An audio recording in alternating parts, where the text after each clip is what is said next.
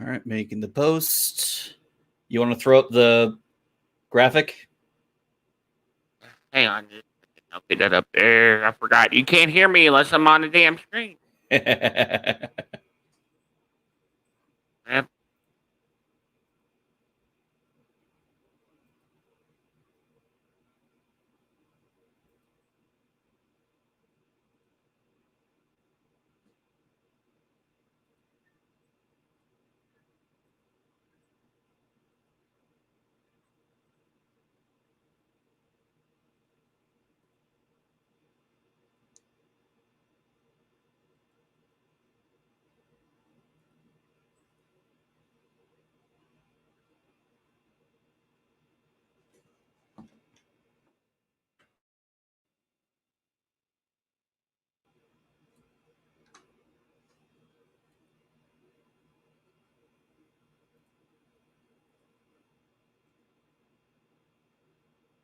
Okay, all shares have been made.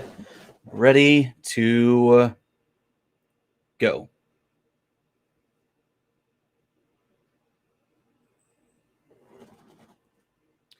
Lower Decks-spectations reviews of Veritas. Star Trek isn't cancelled, and TV renewal season has begun.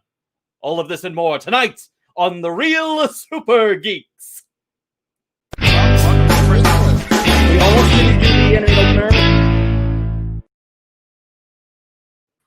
And welcome. It is Friday, September 25th to our Super Geeks podcast this week live.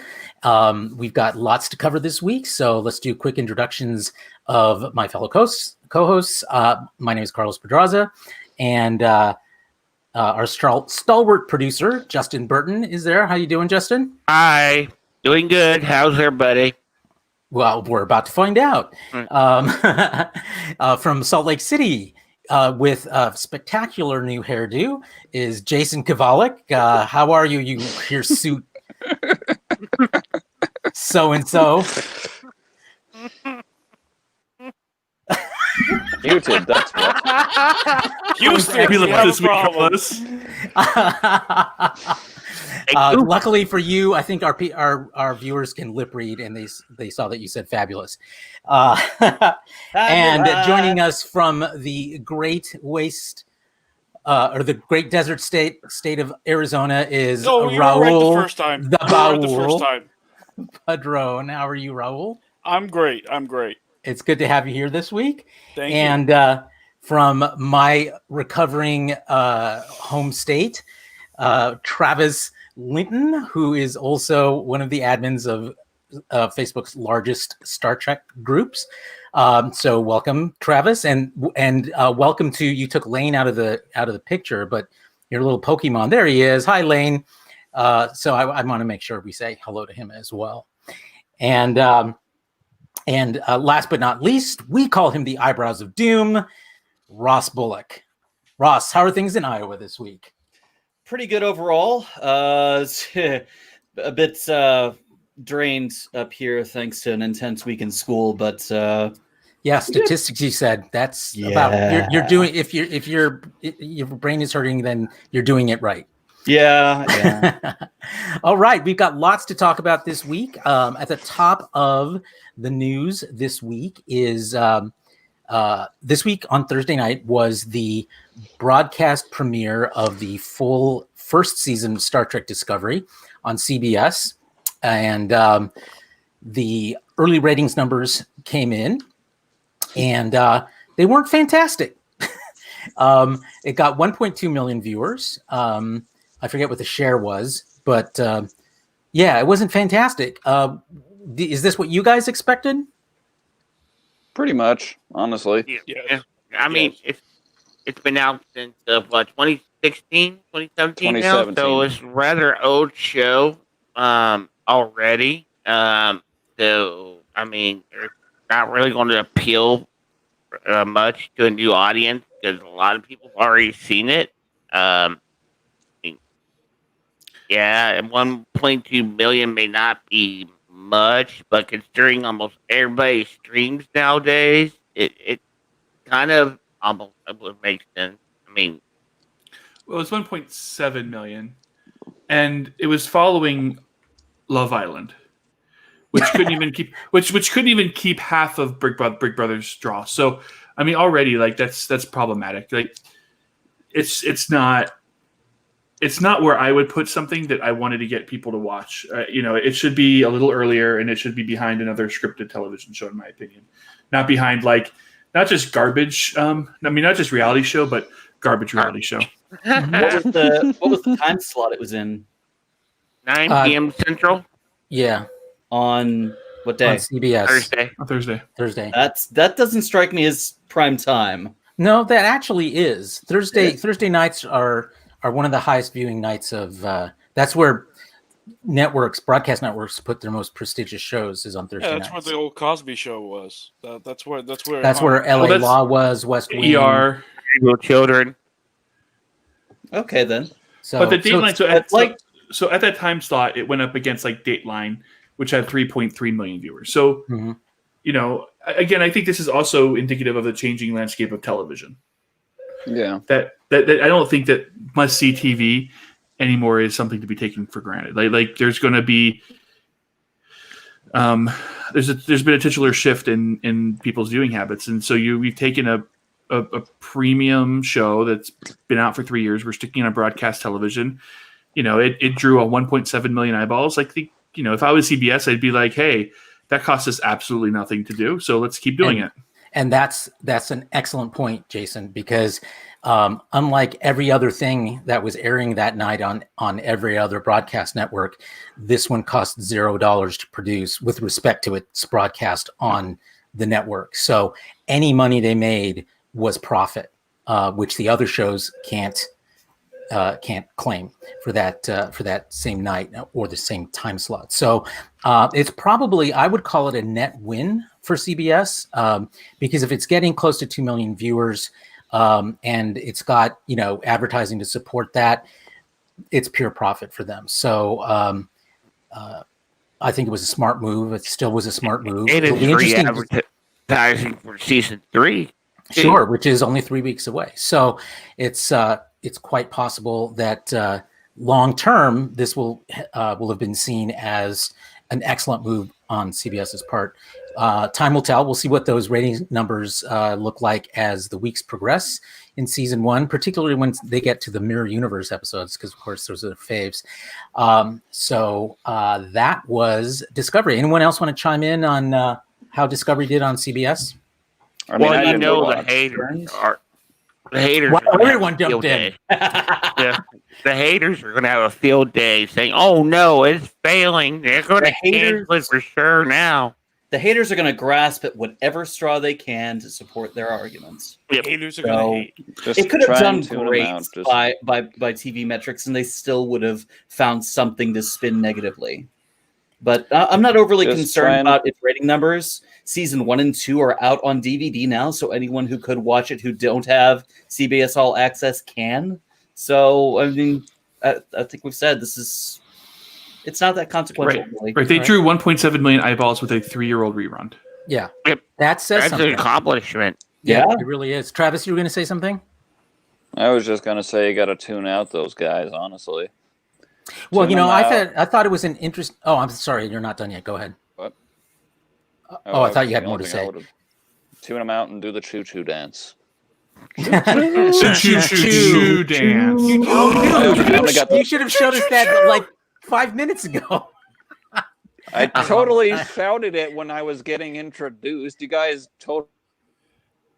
I'm sorry, I was distracted by your forehead. Sorry. Now you hate me. Now you hate me. Just give yourself a wig, Travis, and you can't see your forehead. You guys are Get yourself a Klingon forehead, and you'll be fine. Choo choo choo. Or exactly. naked Travis, whatever. I as a little thought experiment, I was thinking about like if I were one of the Circle of Doom, the Fandom Menace, how would I spin these numbers? And of course, I'd spin it as a failure, because they're relatively low numbers. And again, it's relative to what? So when you consider it and from a profit perspective, which is ultimately what a network is doing, it's incredibly successful. But I think that also that viewer numbers for science fiction on broadcast networks have never been great. And I've said this before in past discussions that we've had, that Star Trek has never been very successful on broadcast television in terms of ratings. And I'm not counting syndication. Syndication is different. It did great on syndication. In fact, TNG started first run syndication almost as an industry, but in regular broadcast networks, it's just Star Trek has never done well. And sci-fi shows have an uphill battle when it comes to that, particularly expensive ones, because they're expensive shows to produce. Is there any sci-fi era shows on broadcast TV right now besides Discovery? Was that the only one? On broadcast TV, I'm sure there is. I mean, technically, I guess space-wise, I guess Star Trek is quite other than what Orville was, which I guess that's gone now too. Yeah, I mean, it does better in on platforms where you can attract a niche audience when they want to watch, not when you want them to watch. And in that context, Star Trek has been successful since TNG forward. So anyway, so we don't have to beat the dead horse on that, but that's I think where we stand as of today with regards to Discovery on broadcast networks. But for those people who say, why doesn't CBS bring it to the broadcast network? And that would actually be a bad idea for the reasons that I just stated. So it's better for it to be on a premium service. If anything, they should do it for syndication again, just like they did the other shows. I mean, I think where it's at, I think putting it onto a subscription-based service is really the right dude. I mean, the syndication is pretty much dead, I think. I mean, I don't know. I don't watch. I mean, I don't watch broadcast television much. I don't even watch. So that means I'm not watching like the local like syndicated stations, and I don't think most people are. I think most people are. If they're watching television, conventional television, they're probably watching the broadcast networks or cable. They're not watching, like Channel 45, the independent broadcaster that's running reruns of, Andy Griffith and Alf. Yeah, you're totally right that the business of broadcast has completely changed now. And, now for a show like Discovery, which airs on a platform like CBS All Access, which is ad supported for people who don't want to pay for the higher tier, they are at least attracting an audience that's very attractive to advertisers on that network. So or on that streaming platform, and much more targeted than it would be from a broadcast perspective. So for advertisers, it's a good deal, and for subscribers, it's a great deal, particularly if you're willing to pay the extra $3 for no ads, and that's an extra $3 that goes into CBS's coffers. So yeah, I think you're right, Jason. It's in the right place for it to be. All right. So other Discovery news this week, we learned, and of course, with everything that comes out about Discovery, it is a source of controversy, and this was too. We learned that apparently this week, filming began for Star Trek Discovery in Toronto, where it shoots at the Pinewood Studios. We saw a number of photographs showing, there were directional signs saying Discovery cast and crew this direction. And of course, we had the Fandom Menace and their ilk claiming that it was fake. It had to be fake because, of course, Discovery has already been internally canceled, whatever that means, and so forth. So what did you guys observe from that little discussion, that little factoid that came out this week? Okay. First thing was, Eric, they were complaining about the sign saying that they used the old font, so it had to be fake. Well, that's ridiculous. I'm like, Okay, so maybe the person who created the sign didn't have access to the new font that they came out with, And that's very likely. It's printed out by someone who works at the studio, and they're just going to grab. They probably just grab the closest available digital asset so that they could print it out, and that's what they did. And the logo is still too new to have gotten to that level of They access. only showed the logo probably about a month ago at this point.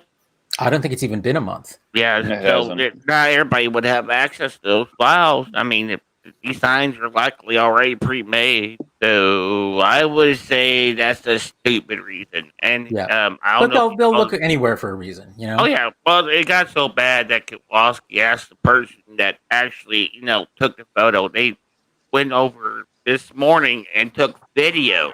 You know what he should have done?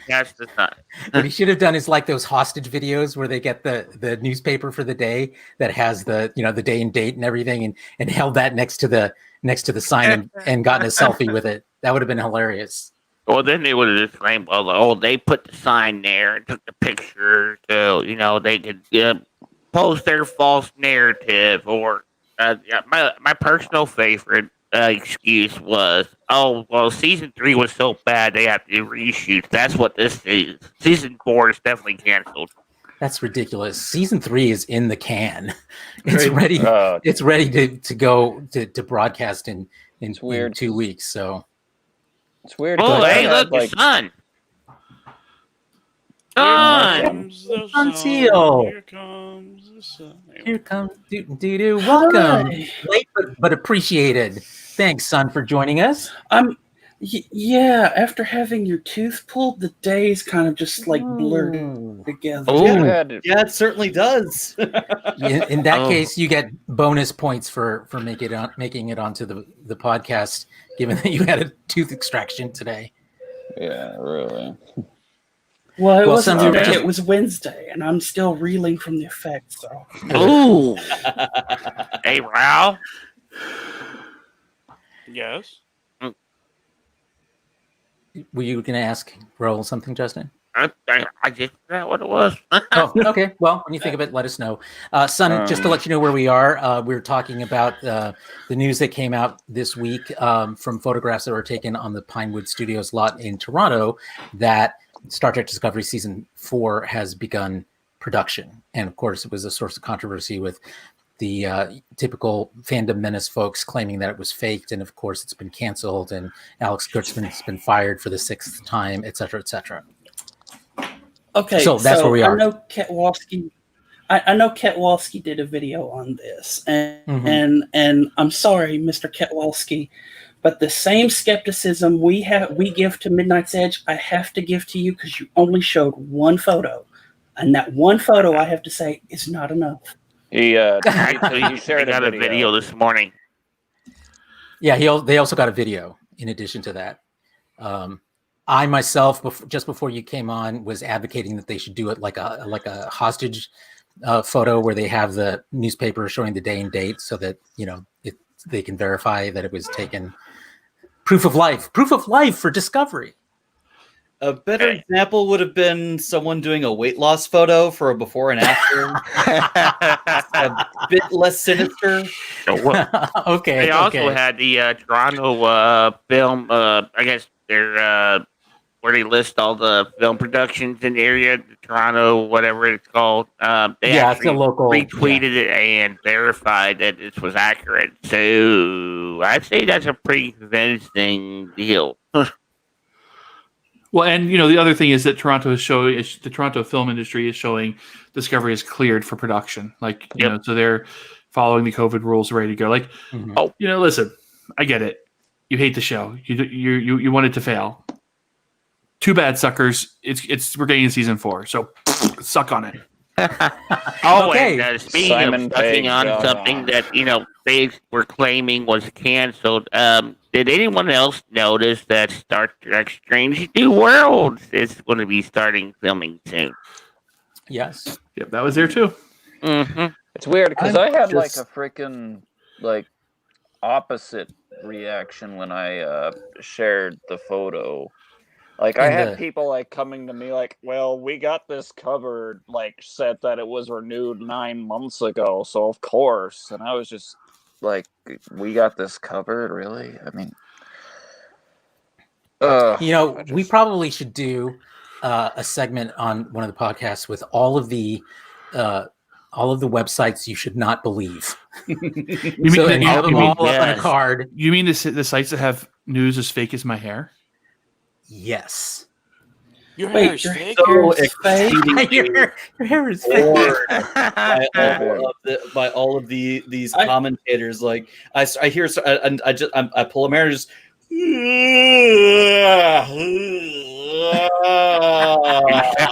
Chewbacca.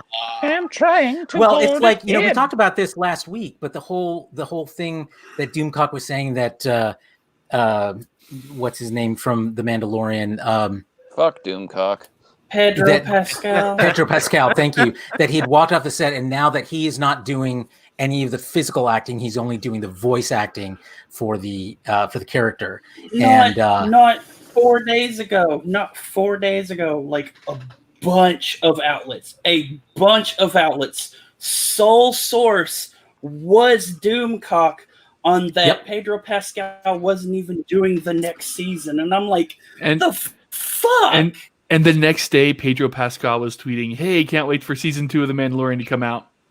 Yeah, it's ridiculous. But you're right. That's the bigger problem, son.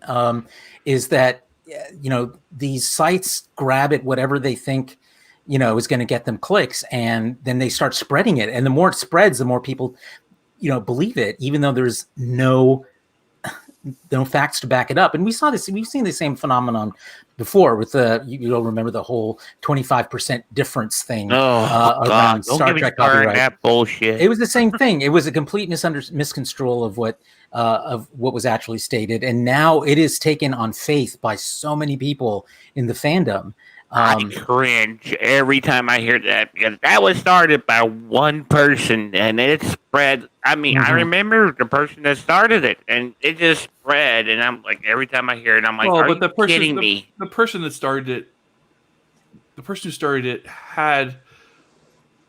I mean, they didn't say that. They said something like that, but they had some level of credibility. It's not like it was just like it was John Eves. John Eves, and even if it was for legal reasons, that those legal reasons doesn't mean that it's copyright. That is copyright, or that they could not use it, right? I mean, like, because what did we have in Picard? Yep, there you go. No, I mean the reality is that if it was probably done. My guess, if I had to name a guess, the reason why they wanted a certain percentage aesthetic look difference is for licensing. Yep, so, that's exactly what I was going to say. Because if you notice, Eagle Moss has the Star Trek collection, and then they have the Star Trek Discovery collection. So that signifies that there's probably a separate license for the Discovery ships that they're selling. So that to making it different enough means that there's a differentiation in the licensing. Well, I mean, they always had it kind of separate, because didn't they do the same for the JJ verse stuff too? Well, that makes sense because it was a different enterprise, whereas this is supposed to be the same enterprise. It's not. So, it's a parallel universe. I need someone is knocking at my door, so I'm going to go check that. I will be right back. You guys, as you were. Oh, this is awkward. But yeah, I got that huge headache from people saying we got this covered. Did it? It's just like, you know what? Good job, we got this covered. You guessed right. A stop clock is right 2 times a day. Throw enough shit at the wall, something's gonna stick. Yeah, and that's why they get validation. They put out so much bull crap that they hope something sticks. Whenever something does that they put out, they're like, "Oh, look, see, we were right. We're validated." Wasn't it them who kind of was calling about Strange New Worlds? But they didn't call it Strange New Worlds. They called it like the Captain Pike Show or whatever. Although we've been clamoring for the Captain Pike Show for how many years? And I think there's probably season 2. Yeah, and I think if you were paying attention close enough, and I think Carlos, we were, right. I mean, yeah, we were. Like we knew there was a Pike series coming. It was just a matter of all the details coming together. I mean, I think last year when we were at STLV, like you could just tell. You could tell the audience and the cast. They knew then. They knew that the show was going to happen. It's just a matter of it coming together. And so anyone who's calling it like that early, and they're just. It's just like a sure bet, and that's all that was. Yeah, I mean, a broken clock is right twice a day. So that's what I just said. There you go. Oh, sorry, I missed that one. But yes, you're right, Travis. Okay, let's move on to our next piece of Star Trek news, which is also about fake news. Also about fake news. Yes, we had the assertion by people who hate the JJ giant freaking robot. Yes, another one of our favorite websites. I hate asserting that Paramount had given up on making new JJ verse. Sorry, I should say Kelvin universe Star Trek films, and because of course none is in active development right now, and that went around so much in the world that Paramount actually came out and made a statement this week saying Star Trek is not dead. This is still a viable franchise for us. We have 3 movies that we're looking at producing at least one of. And all of that from Giant Freaking Robot. I get a story about those guys. They did a poll a while back on Twitter about who would you rather see in charge of Star Trek? Alex Kurtzman, Mike McMahon, or Rick Berman. Well, everybody voted for Alex Kurtzman, and Van came in second, and he blocked everybody. He blocked everybody. It was hilarious. Jason, you were going to say something? Totally forgot now. Okay. Oh, no, but it isn't just like it's a big deal for Paramount to do that because normally they wouldn't come out and refute bullshit. And so, I mean, that tells me that there's probably a lot more going on behind the scenes to get Star Trek back on the big screen than what we know about. Yeah, well, I think there's a lot of good reasons for, like, it used to live in a world where a studio like Paramount would not dignify a rumor like that with a response. But I don't think we live in that world anymore. We live in a world where memes travel too fast for them not to step in and clarify what's going on. Can we get them to Mandalorian bit just a few days ago? I mean, CEO don't step up and be like, hey, this bullshit. A rumor can spread like wildfire. Can we get CBS to then definitively say Alex Kurtzman isn't fired once and for all?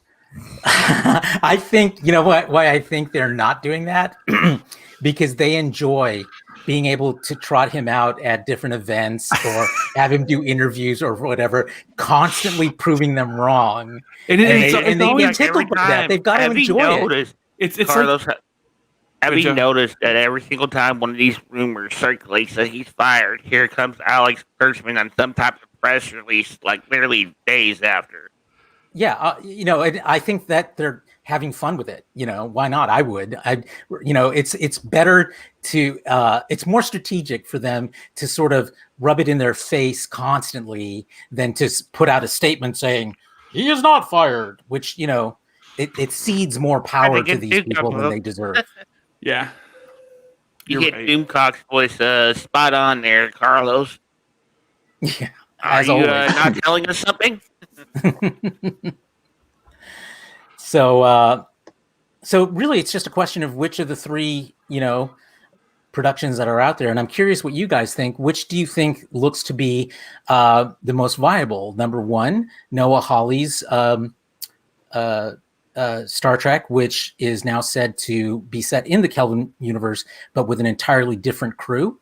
Number 2, the Quentin Tarantino one. Oh, Jesus. Which is still apparently in the mix, although I don't know. Quentin Tarantino is not attached to it anymore. But that's That's one. And then what was the third one? I'm blanking on it Star now. Trek 4, the one with Chris Hemsworth. Right. Oh yeah, the one with Papa Kirk. Mm-hmm.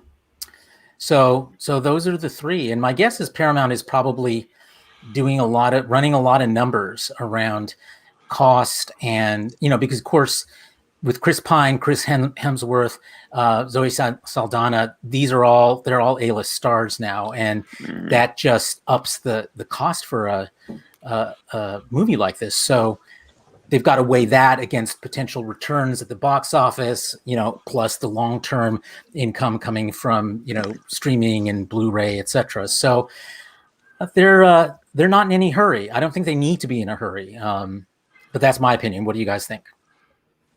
Well, I would like to see maybe a wrap up of the Kelvin universe because I don't see really how they can go on. Why wrap it up? Well, or at least move it up a couple years into a new generation, maybe do the next generation. Well, that's what Noah Hawley. That's what Noah Hawley is doing. That. No, it doesn't. Moving it to next generation. He's talking about focusing on a new crew and a new ship. Yeah. So you're basically saying we should follow Noah Hawley's idea around that. Okay. Yeah. Who else? I'm not sure I am fully on board with Noah Hawley right now, to be honest. What are your misgivings? A 2-hour movie is not really something I would throw money at when it comes to an entirely new crew of Star Trek. Every single Star Trek movie has been behind an established crew with seasons worth of development of characters. People are attached to those characters. They've had time to get to know them. They've had time to develop them. And while the Kelvin universe is, going into different developments behind Kirk and them, there's still, it's still Kirk, it's still Spock, it's still McCoy. If they were going to say, here's this entirely brand new crew that you've never seen before, I don't think 2 hours is going to cut it for us to really get attached to these people. I am still personally hoping. I've still got my fingers crossed for the Chris Hemsworth movie because I think Kirk meeting his father is a very fun concept. But I mean, you guys know me. I'm very much digging all the television stuff right now. So I'm saying take their time with their movie right now. So okay. I've got something just occurred to me. Hear me out. Go ahead. A ship, but a crew of familiar characters that were not part of the main cast. So, Captain, number 1. First Officer, Gary Mitchell. Or Matt Decker. And other characters that we have seen throughout TOS, but were not part of the main crew. Characters that would come and go, like Ensign Leslie. Or others that have rotated in and out. Yeoman Rand, who had a bit part in the movies. Something like that with established characters, but they didn't have a focus.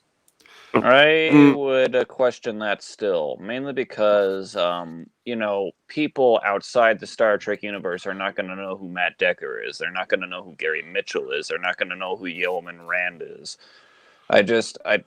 I'm very skeptical to introducing a new crew in that manner, even if it is somebody we've technically seen before in the Star Trek universe. Well, the advantages of introducing a new crew is cost, right?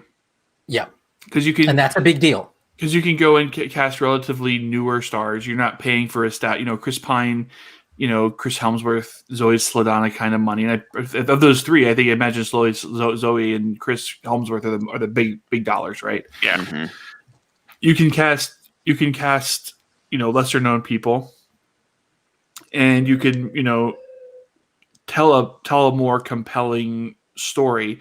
What I like about the Noah Hawley concept is that it's not, from what I've read, and it's not like an action centric movie, which means we'll probably, if we did that, we would get more character development and things of that nature. I'm skeptical that Star Trek alone as a brand that would attract people to go see standalone features. I think we had this conversation last week a little bit. Yeah. But I do think that there's a compelling argument for a Star Trek 4 that could, if done in conjunction with the No Holly movie, spin off a new film franchise in some way. That's an interesting notion, but it burdens that one movie with basically double the burden, within a 2-hour period. So that would be difficult to pull off. Not impossible. I mean, I see the point you're saying, but typically, like in television, where you see spin-off episodes like that, backdoor pilots, a significant portion of the story is about the characters that are being spun off, and that I think could come across to a movie audience as a bait and switch. Now, if we were to get a new Kelvin ish crew in the mix, now way to bring Kirk and crew back into the mix later on down the line would be once the Captain Pike show, and we spin off the Kirk and crew from that into the movie version. Anyway, will you bring? Are you talking about introducing Kirk and company as part of the Strange New Worlds? Well, okay. At the end of Strange New Worlds, because we have talked about this before, because whenever they rumored about Kirk coming on, the handoff. You'll recall that I thought that was dumb, and I think Sean did too. Not a TV show, not as a TV show, but not as a TV show, but as a movie universe. That doesn't make any sense to me. No. That doesn't make any sense to me. And it also that's why we don't have a DS9 not yet. movie. We don't have a DS9 movie because by the end of DS9, only real hardcore Trekkies were watching. I mean, there you go. That's the fundamental flaw. Is that also why we don't have a pleasure movie. Star Trek doesn't have the box office. We talked about this last week. Doesn't have the box office draw of a Star Wars or, unlike the Wrath of Khan, you're talking about what was an $11 million budget that made almost $100 million. I mean, it is the most profitable. I said it last week and someone disagreed with me. It wasn't the highest grossing, but it was the most profitable of all the Star Trek films. And it had the least budget and it told the most compelling story. Mm-hmm. And I think you could do it. It's just you have to lose that Hollywood sensibility of it having to be the summer blockbuster. It has to be something that you have to say, okay, this movie is going to make $250 million. How do we make a Star Trek movie that's going to make $250 million work? Instead of saying it's going to be $1 billion blockbuster like Avengers or Endgame or So you're basically saying let's lower the expectations so that it can exceed them, and profit leads to profit, so they're more likely to make more. Yeah. Right. Popularity isn't everything.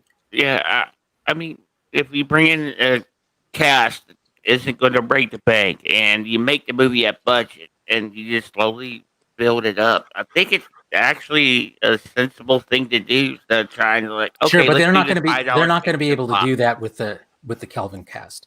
It's just too expensive. Just spend it all from the Kelvinverse. I mean, that's a good idea. Well, that's Noah Hawley. It's a shame. I really like that cast too. I have a question. Yes. Do you guys remember the boot scene from Undiscovered Country? Like the whole thing where they're trying to find the boot with blood on it.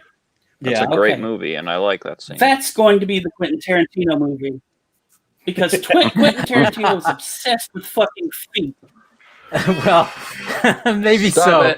But the rumors around the Tarantino movie are that it's basically set either in the past or on a planet like the Piece of the Action, like with gangsters and so forth. So all the more reason for feet. Stop it. Stop it. Gangsters, boots on desks. Stop it. An interesting more crewman Dax. I think I'll be okay. Crewman Dax. I was just going to point that out. Crewman Dax, not the most Dax epic feat in Star Trek, right there. Stop it. No. Stop it. I know exactly what you're talking about. No. No. I just love. Stop it. My favorite version of Travis is morally outraged Travis. You show feats. Wait. Stop it. No. The fleet will be with you. Somebody mute Ross. I don't want to hear him. Okay, let's move on, folks, to our weekly segment. Our review of this week's episode of Star Trek Lower Decks. Of course, in the segment we like to call Star Trek Lower Deck-spectations. Hang on, if there are children here, we have never marketed to children ever. That's true. We never have. In fact, on YouTube, you're supposed to explicitly state that you're not. This show is not recommended for minors. We're going to claim that is an ironic Pokemon. Travis. Ironic Pokemon. Yeah. Put that thing down. Ironically, not to lure unsuspecting children into watching the Super Geeks show. You know what I'm trying to say. I do. Parents, do not let your children watch this show unattended. You have been warned. Justin, now's a good time to run the complaints. Spoiler alert. Spoiler alert. Spoiler alert. Okay, so we're going into Lower Deck-spectations, which is the 8th episode this season of Star Trek Lower Decks. There are only 2 more episodes to go in this season. This week's episode was titled Veritas, which of course is Latin for truth. And let's jump on in. We saw what appeared to be an almost shot-by-shot reproduction of the Klingon trial scene of Kirk and McCoy in Star Trek VI, The Undiscovered Country, except it was, lampooning it, which I thought was great. Yeah, I laughed more out loud at this episode than I did any other. What do you guys think? Was Klingon Lawyer Worf there? Those weren't Klingons. Yeah, they were primes. They were primes. And Kurtwood Smith was the main guy. I wish he would have said something about putting his foot up someone's ass. You know, what I loved about the main guy, the prosecutor, was every time he said a star date, for the final number, he punched the number and they would do this quick extreme close-up of his face. There's like 597.4. Every time. The camera would zoom in and get dark around the edges to highlight his eyes. Yeah, I thought it was a successful lampooning of Star Trek trials we've seen, and of course, ridiculous secret missions that regular Star Trek officers get. Aren't the Vulcans our allies? Yeah. Why are we beating them up?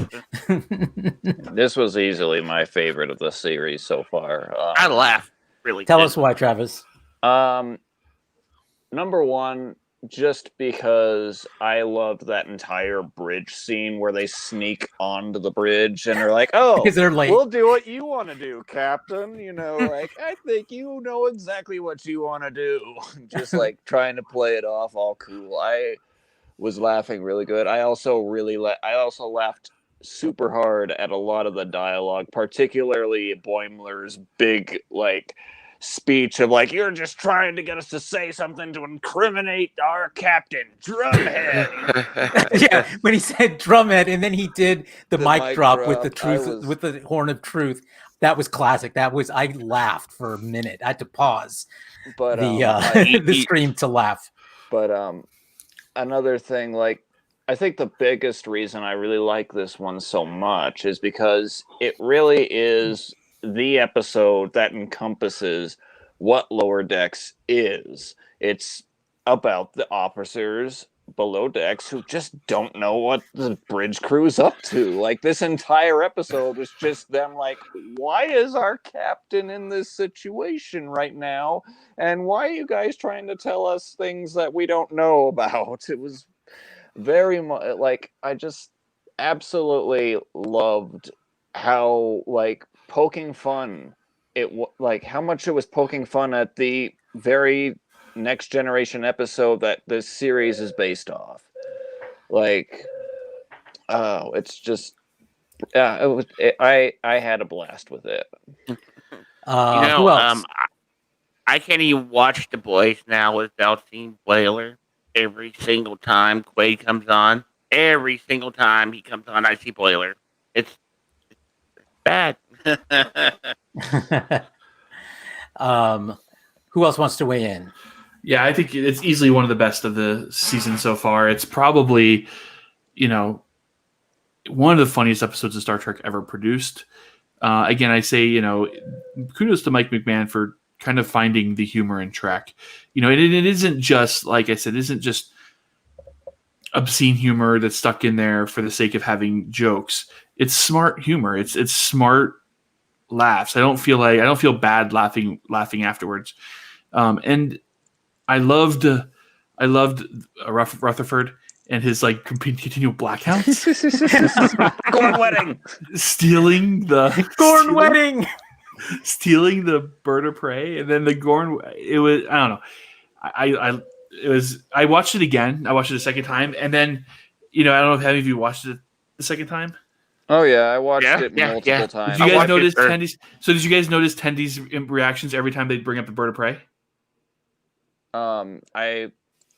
Tendy's reactions when she'd get all nervous. Yeah, she'd get all nervous and all like things that you really didn't even catch the first time, and you go back and you rewatch. That's another really good thing about the show is that when you go back, like you can tell it's smart writing because they're including those hints. Yeah, I mean, okay, they do the humor in such a way. It's smart. It's not like Family Guy in space, like another show we know.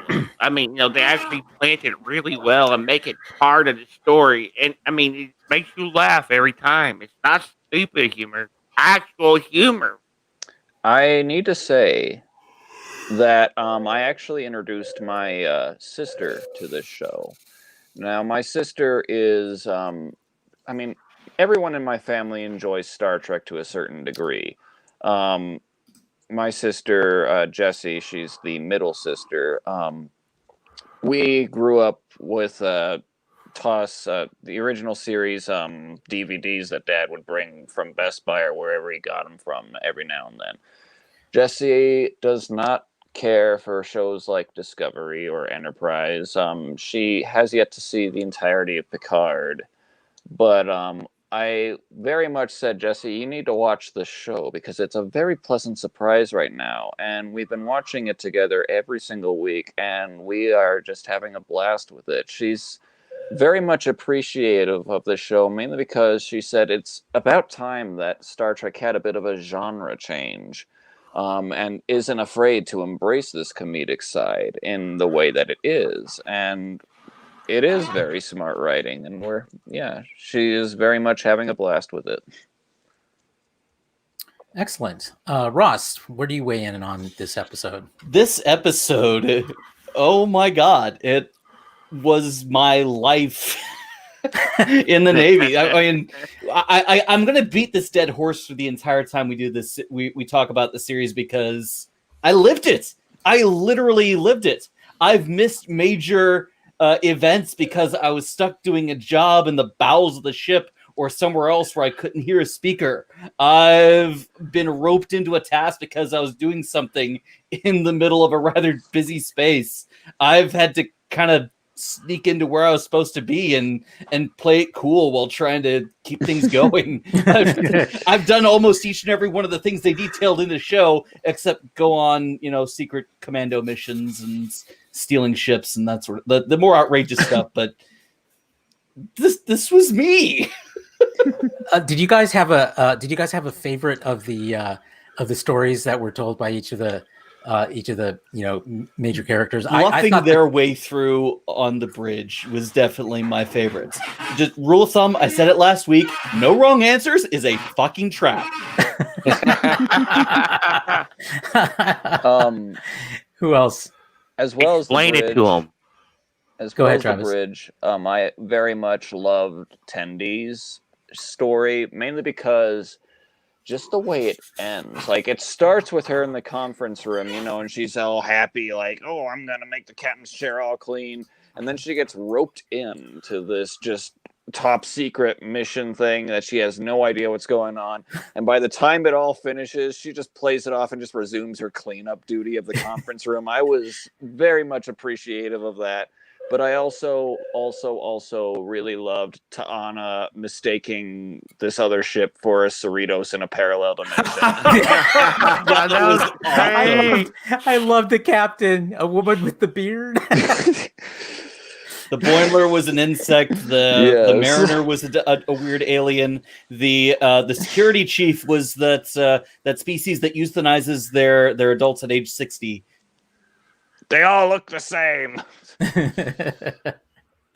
Yeah, they were each brilliant in their own way, and I thought it was a really smart plot device to give each one their own story, and really, like, we probably saw more character development in this one episode for everyone on the show than we have in any other episode. And I would agree. I would agree. Way to do it, I think. It was, yeah. You should do it like this more often.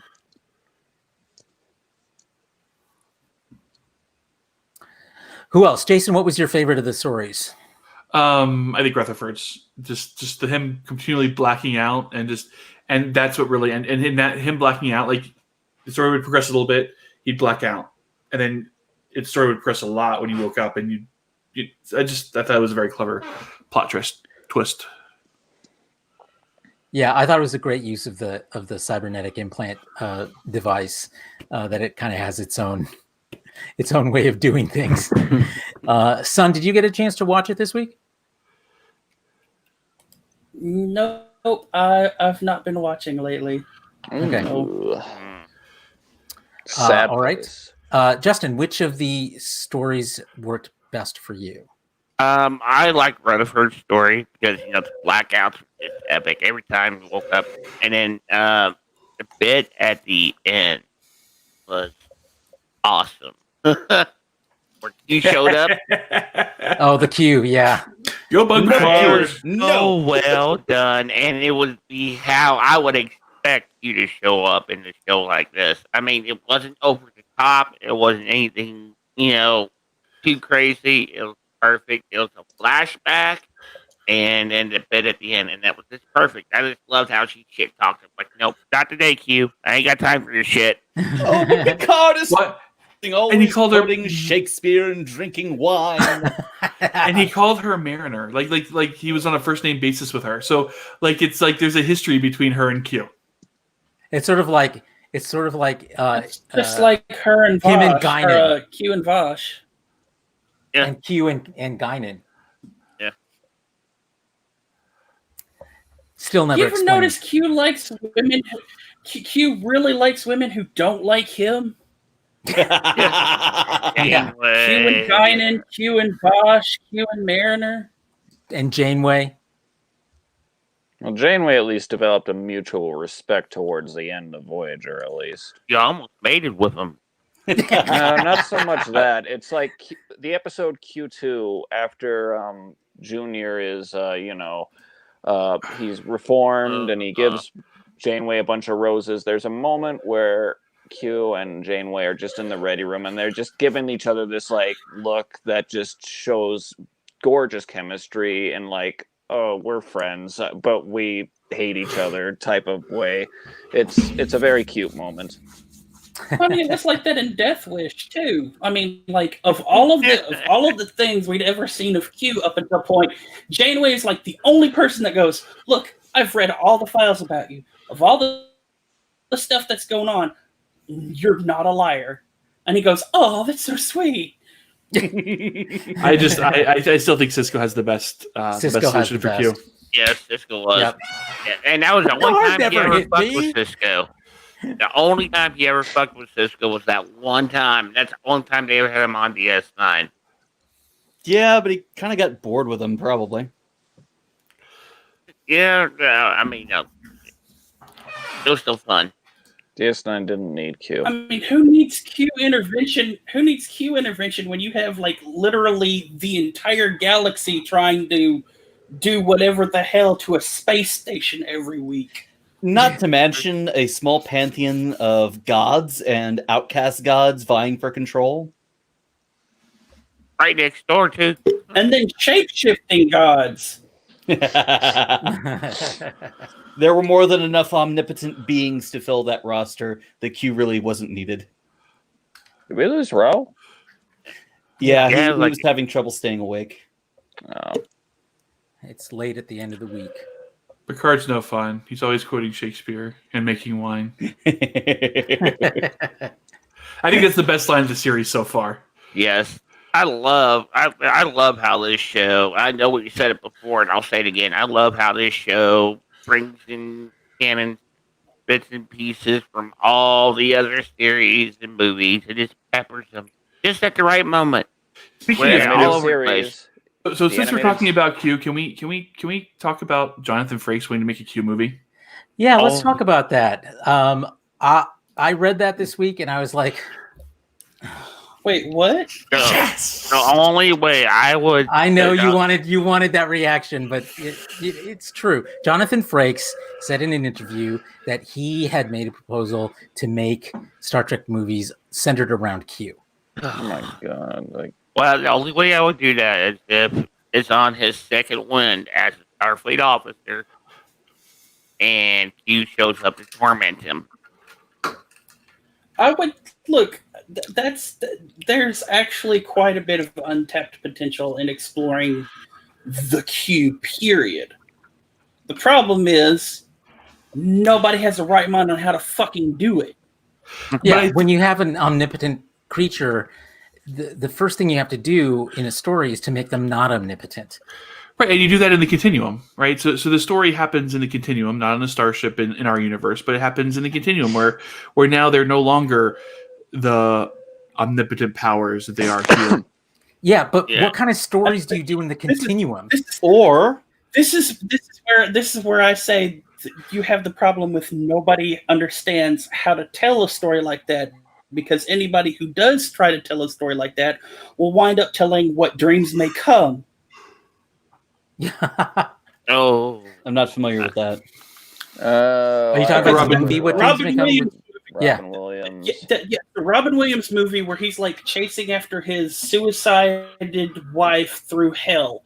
And like every time he opens a door, there's an entirely new landscape, because that's how we've been presented with the continuum. It's constantly changing to whatever we perceive it to be. Yeah, I think that is you're exactly right on this one, son. There's the whole concept is flawed at its premise. Not necessarily. You can make Q the narrator. Yeah, but then it's not about Q. Well, sure it is. It's about Q's exploration of the galaxy and how he fucks with people. You can do kind of like Doom Patrol. Carlos just hates Q. I don't hate Q. I just don't think Q has a role to play in modern Star Trek. Okay, what about the way they did Doom Patrol Season 1 with the narrator? What? I don't know what you're talking about. Remember in Doom Patrol, first season, they had to get the Nowhere Man. He was actually narrating the whole thing. Are you saying that you want Q as a narrator? Why not? That's exactly what I said. I think that's what. Pass. I think you could do Q in a way where you explore him, not his power. The problem is the bad Q episodes where it's just all about the Q power and it's not about Q himself. Whereas we have really good Q episodes that are about him and about his development, as you know, and like the episode with what's her name, Q2, and the episode with Death Wish, and I mean the Q episodes. Again, if it's we're going to create Q as the villain for the movie, then yeah, he doesn't have a place in modern Star Trek. If it's Q is, Q has a place in Star Trek as an alien with just like the prophets with infinite power, but you're still a character there that you can grow and develop and tell a really good story around, and it not be some kind of mustache twirling. I think you could tell a good story about him. I don't think you could tell movie after movie, and I don't think he could carry a movie, frankly, as a character. He's just not. No, but it would have been better than Insurrection. Here's a different premise. You guys remember the 2Q who went to Earth and had a kid, and then Q has to come and take the kid away, otherwise da da da da and the world explodes or whatever the hell from the next Amanda generation. Rogers. Yeah. Yes. Follow her growing up into her life in the continuum as a movie. Here's the thing, though. How do you visually depict the continuum? You know, it is not a physical place as we know it. And as long as it's not, you've created something that an audience is just not going to connect to. Well, it's not necessarily that we have to show all of the continuum. You would, if in a movie like that, you would have her. The basic premise of what I would see that movie being is that she would more or less be acting like Quinn was from Death Wish, just scrolling through history, making this action or that action that moves history along, and when she's not in history itself, she's in basically what she perceives to be the principal's office of the continuum, where she's being given her next assignment or scolded for doing something wrong or given praise for doing something right. I'm going to disagree with you, Carlos, because there is an example of how a omnipotent and incredibly powerful being can be portrayed in a regular fashion. And I know what you're going to say. I know what you're going to say. Go ahead. In a dynamic way that shows character development and change over time. And as it happens, this character was also portrayed by John Delancey. Oh, I don't think I know what you're talking about. Discord in My Little Pony Friendship is Magic. Oh my God. Discord and Q. I see the broad appeal of that. Discord and Q are practically the same character. In fact, I saw a lot of Discord in the version of Q we saw in this episode. Well, maybe so, but again, that's great as a one-off. It's not great as the center of a feature film. You never know. It can be done. It's just a matter of getting the right people in the right places. Maybe not a film, maybe a short trek might be a good format. Maybe, but why would they make a short trek about a series that's not on anymore? Well, you could do a Picard short trek with Q, and that way you wouldn't mess up Picard with Q. Like Ephraim and Dot wasn't necessarily about a specific series. Well, but they also weren't established characters. Q is. Well, what was it? Q&A worked really well with two established characters. Well, that's kind of a teaser. I know, but that's in the context of where we're used to seeing them.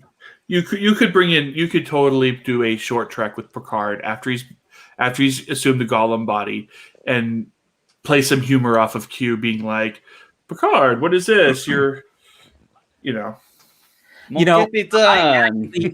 though I don't like the idea, you could probably convince me with the right writer that it could be done. Q shows up and fucks with Picard, makes fun with him the whole time with Golem body, which is basically every Q episode ever. And then at the end, he gives him a Golem body, and a real body instead of having a Golem body. Justin, I like how Travis is so fucking done with this conversation. He's watching something else on his phone. You, Travis. If we're gonna do a Q and Picard short trek, it has to be in that short period of time between his normal body dies and he gets implanted into the Golem. Maybe we have a parallel, but isn't that tapestry? Yeah, is it a parallel or a repeat? I mean, it is. And there's a good example, actually, of a great Q episode. I think Tapestry is one of the best episodes of the series, and that's a Q episode. I agree. I mean, if you ever revisit Tapestry with, this version of that's a story that is told and is done. Like, to repeat it doesn't make sense. It doesn't have to be a repeat. I feel like it could be. Sorry, go ahead, Travis. Russ. I feel like with the whole Gollum thing, I mean, they're bringing Guinan back for season 2. I believe she'll be serving a much stronger role in terms of Picard, getting used to the golem and getting, having whatever crisis he will have with the golem body in terms of identity or whatever. I can see that working. The difference between something like this and Tapestry, Picard didn't want to go in Tapestry. He saw a regret and something that he wanted to correct. Mm-hmm. At the end of season 1, when he goes up to fight the Romulans, he understands that he is most likely going up there to die, either by his brain abnormality or by Romulan fire. So when he dies, he is ready to go. And Q's there to welcome him to open arms on the next step of his adventure. But he might be able to return. And we see that conflict, that discussion about whether or not he should go back. And eventually, at the end, he makes a choice. He made the choice with Data, didn't he? I could see that. All the bad, Q shows him all the bad things that could happen if he was not there. No, not that. It's about Picard reflecting on his life, the good that he's done, coming to terms with the fact that he is old, he's lived his life. Haven't we seen that before? I would say Picard reflecting on his life. I mean, how many times do we do that? We saw it in Generations. We saw it in Tapestry. We've seen it again and again and again. It would have to be something different for that. I can't help but feel like that would take away from the emotional impact of the conversation between him and Data in that season finale. I just want to see Q's reaction to Picard in an android body. I mean, that alone's going to be hilarious. I think as a short trek, you could sell me on that idea. That's the only way to do it. I mean, I initially don't like it, but of everything you guys have said, that's the only one that I think shows any promise whatsoever. I mean, that's what the short treks are there. I see you got a new heart and everything else. Well, I mean, it's been over an hour and we've only gone through 4 topics. Well, they've been great topics. Yeah, they have. Star Trek topics are fun. But and most people tune in for the Star Trek topics, so I don't have a problem with that. I'm okay with going over on Star Trek topic. The next few topics actually are pretty quick hot takes. First was the release this week of the WandaVision trailer. Bizarre, but it set a record 53 million views in just a couple of days. How many of you got a chance to see it, and what did you think? I was impressed. I like the constantly shifting reality of the trailer and how it just the strangeness of it, the wrongness of it, but the on the one side the lighthearted nature of it, but also the kind of serious existential awareness of it. Other thoughts? I didn't see it. I thought it was. Oh, go ahead, Justin. I mean, I liked it. I mean, it gave us a little bit more of a peek into the story than what we've seen in the first trailer that they released. I'm actually looking forward to this. It looks interesting. It looks unique compared to what else we got to go with right now. So, yeah, I'm optimistic. All right, Jason. I thought it was good. I thought that it was, we'll have to wait and see how the trippiness plays out in the show. If it works, because it could work. It could also be a disaster. So, but I'll definitely watch. It can't be any worse than the Immortal or the Inhumans. Oh. True, except it's got Paul Bettany, and this week I introduced the kid to A Knight's Tale, and that was great fun. Mm-hmm. Yeah, I mean, as far as trailers go, it did what a trailer is supposed to do, 100%. It made me curious to want to see the show. Yeah. I still have some skepticism around whether I don't know what the premise of the show, but what I imagine the premise might be based on what we have seen will be tricky to pull off. And if they do it, great. And if they can't, I won't be surprised.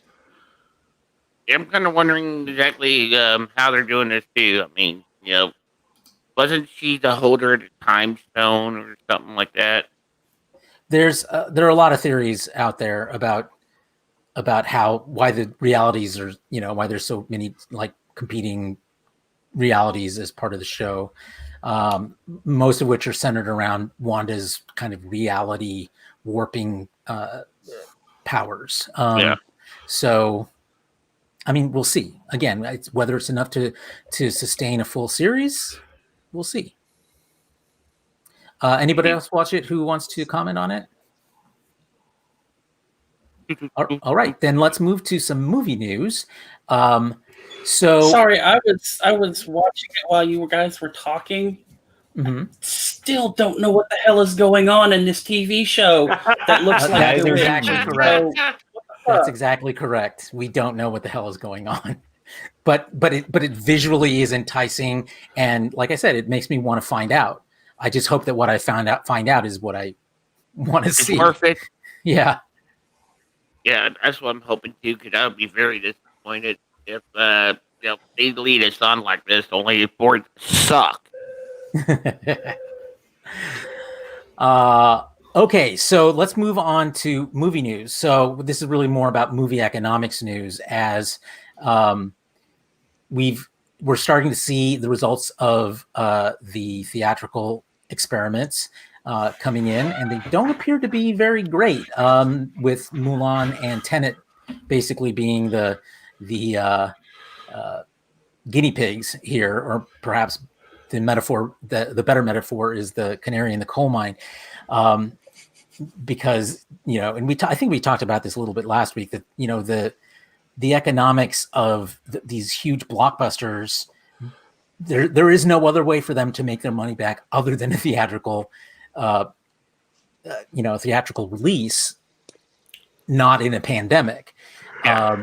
So one of the things we know, for example, with Tenet, was its domestic take was, really low by normal standards, probably really high given the fact that most theaters are not open. And of course, internationally, it's doing fantastically. So, if you're not in the US, where we've bungled our response to COVID, and you're living in a country that has done a better job, and so theaters are open, it's making money, and lots of it. So, is the takeaway from here that international release is now going to be more important than U.S. domestic release? That would be an interesting. Sucks. Well, that's neither here nor there, but that would be an interesting change in the economic dynamics of the film industry. Yeah, we just had our favorite theaters shut down. All but one of them did, because of the situation with releases. There's once releases start getting more frequent, they'll look at reopening. We have 6 of them here, and all but one. And yeah, it's crazy. Never would you think things would get this bad. And this bad for this long. Yeah, you had a term at the beginning of the show that you mentioned. What was it about COVID? Oh gosh, I don't remember. Something about how everybody's feeling after being stuck in this hell. Corona coaster. Yeah, there we go. Yeah. Corona coaster. That's a new noun that's been come up, which I don't have in front of me now, so I can't read it. Here it is. It is here. Corona coaster, noun: the ups and downs of a pandemic. One day you're loving your bubble, doing workouts, baking banana bread, and going out for long walks. And the next day you're crying, drinking gin for breakfast, and missing people you don't even like. Corona coaster. That's just manic depression. That's like 2020 in a nutshell right there. I gotta say, though, as bad as it can be, I was actually tempted to go out to the theater this weekend, because Flicks Brewhouse is putting on a special showing of The Wrath of Khan. You said, yes. Yeah. And let me tell you, if you ever get a chance to go and see that in the theater, it is glorious. It is. I saw it. It is. I saw it a couple years ago. So 2017 or something, where William Shatner was hosting a panel afterwards where he'd get up and share stories. And it was, to see the movie on the big screen was incredible. The other thing is Cinemark. I don't know if you guys have Cinemark theaters in your area. They are running you spend $99 and you can rent out a theater and bring your own DVD or Blu-ray. Oh, wow. So I've really thought about just, saving up some money and doing that with the Wrath of Khan director's cut, because anytime they show the Wrath of Khan in the theaters, it's a theatrical release. Right. Oh, yeah. That would actually be fun. I don't think we have those. And Flicks Brewhouse is one of those premium experience theaters. They've got a full service restaurant, bar, and all that. Tried to convince the lady to go, but she's downstairs. Yeah, that's too bad. But yeah, it is what currently, it is. However, I am pessimistic about what happens to blockbusters.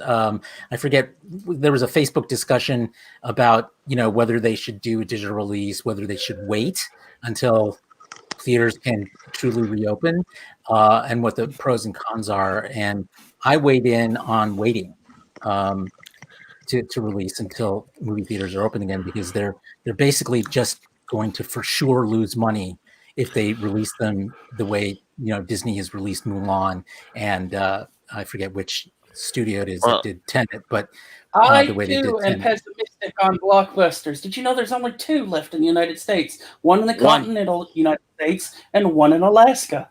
I think the Alaska one is shutting down. Yeah, the other one's turned into an Airbnb.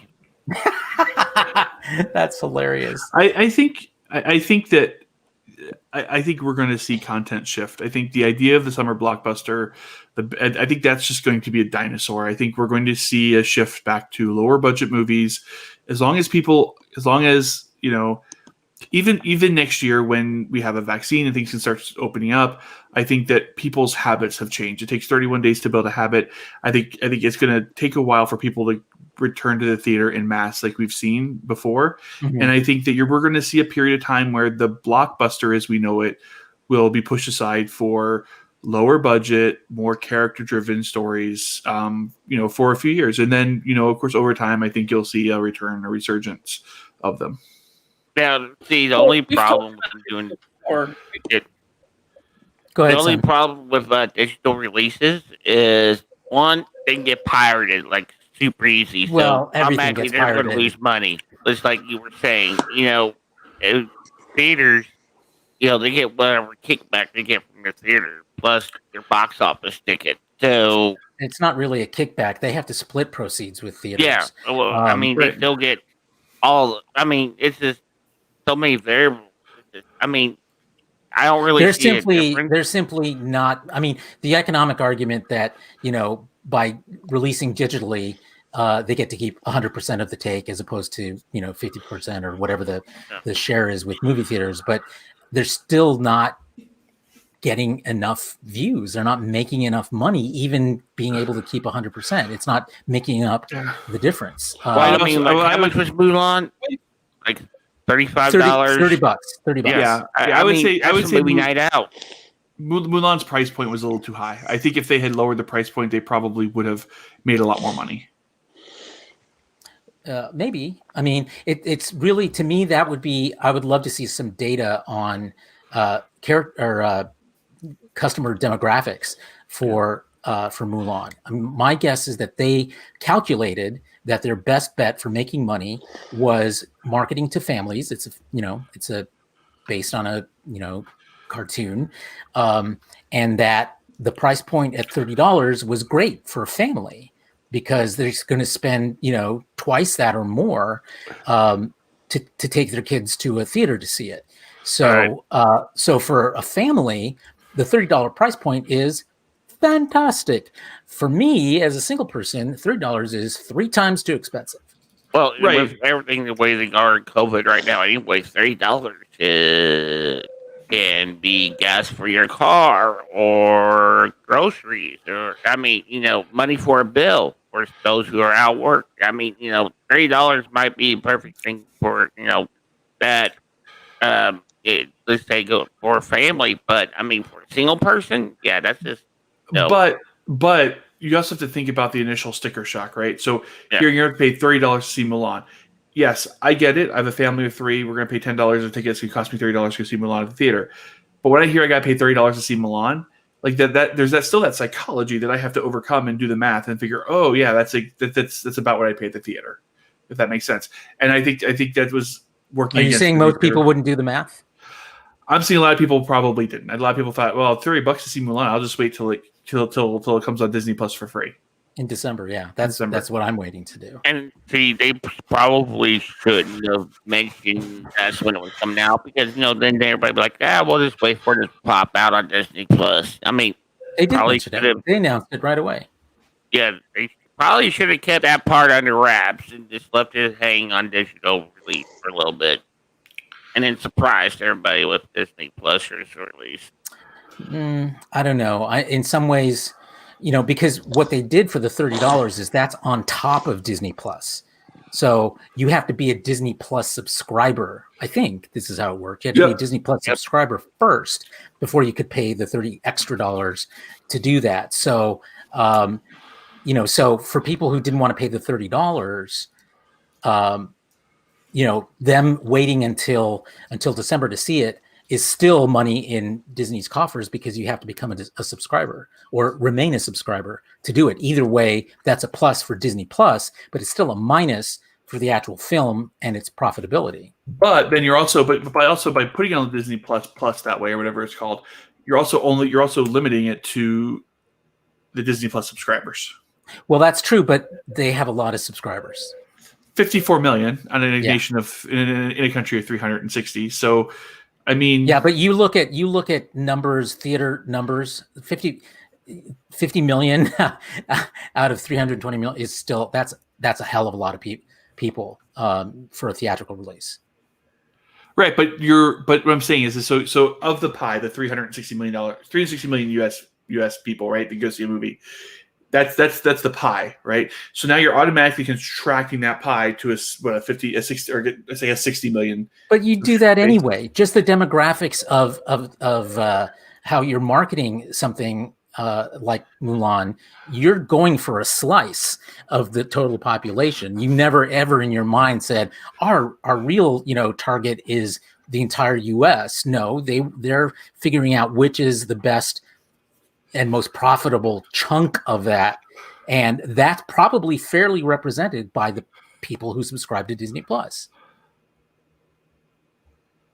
All right, that's enough about that, I guess. That was a fun hot take topic. Yeah, right? Indeed. Son, you get the last word, son. Okay, so this is something we've actually been talking about for years, having that Hollywood having this problem, and this was before COVID, is that Hollywood keeps chasing this thing of every movie has to be a tentpole movie, because they're just not seeing the revenue like they used to for an ever increasing cost to make a movie that they want to be like the summer blockbuster thing.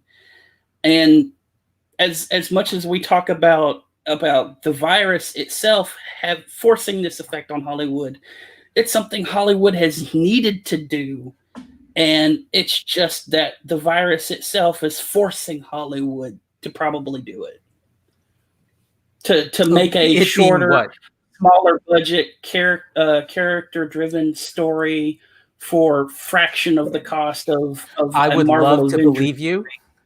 I would love to believe you, but I just don't think that's going to happen. I just don't. I wish, because I make those kinds of movies, and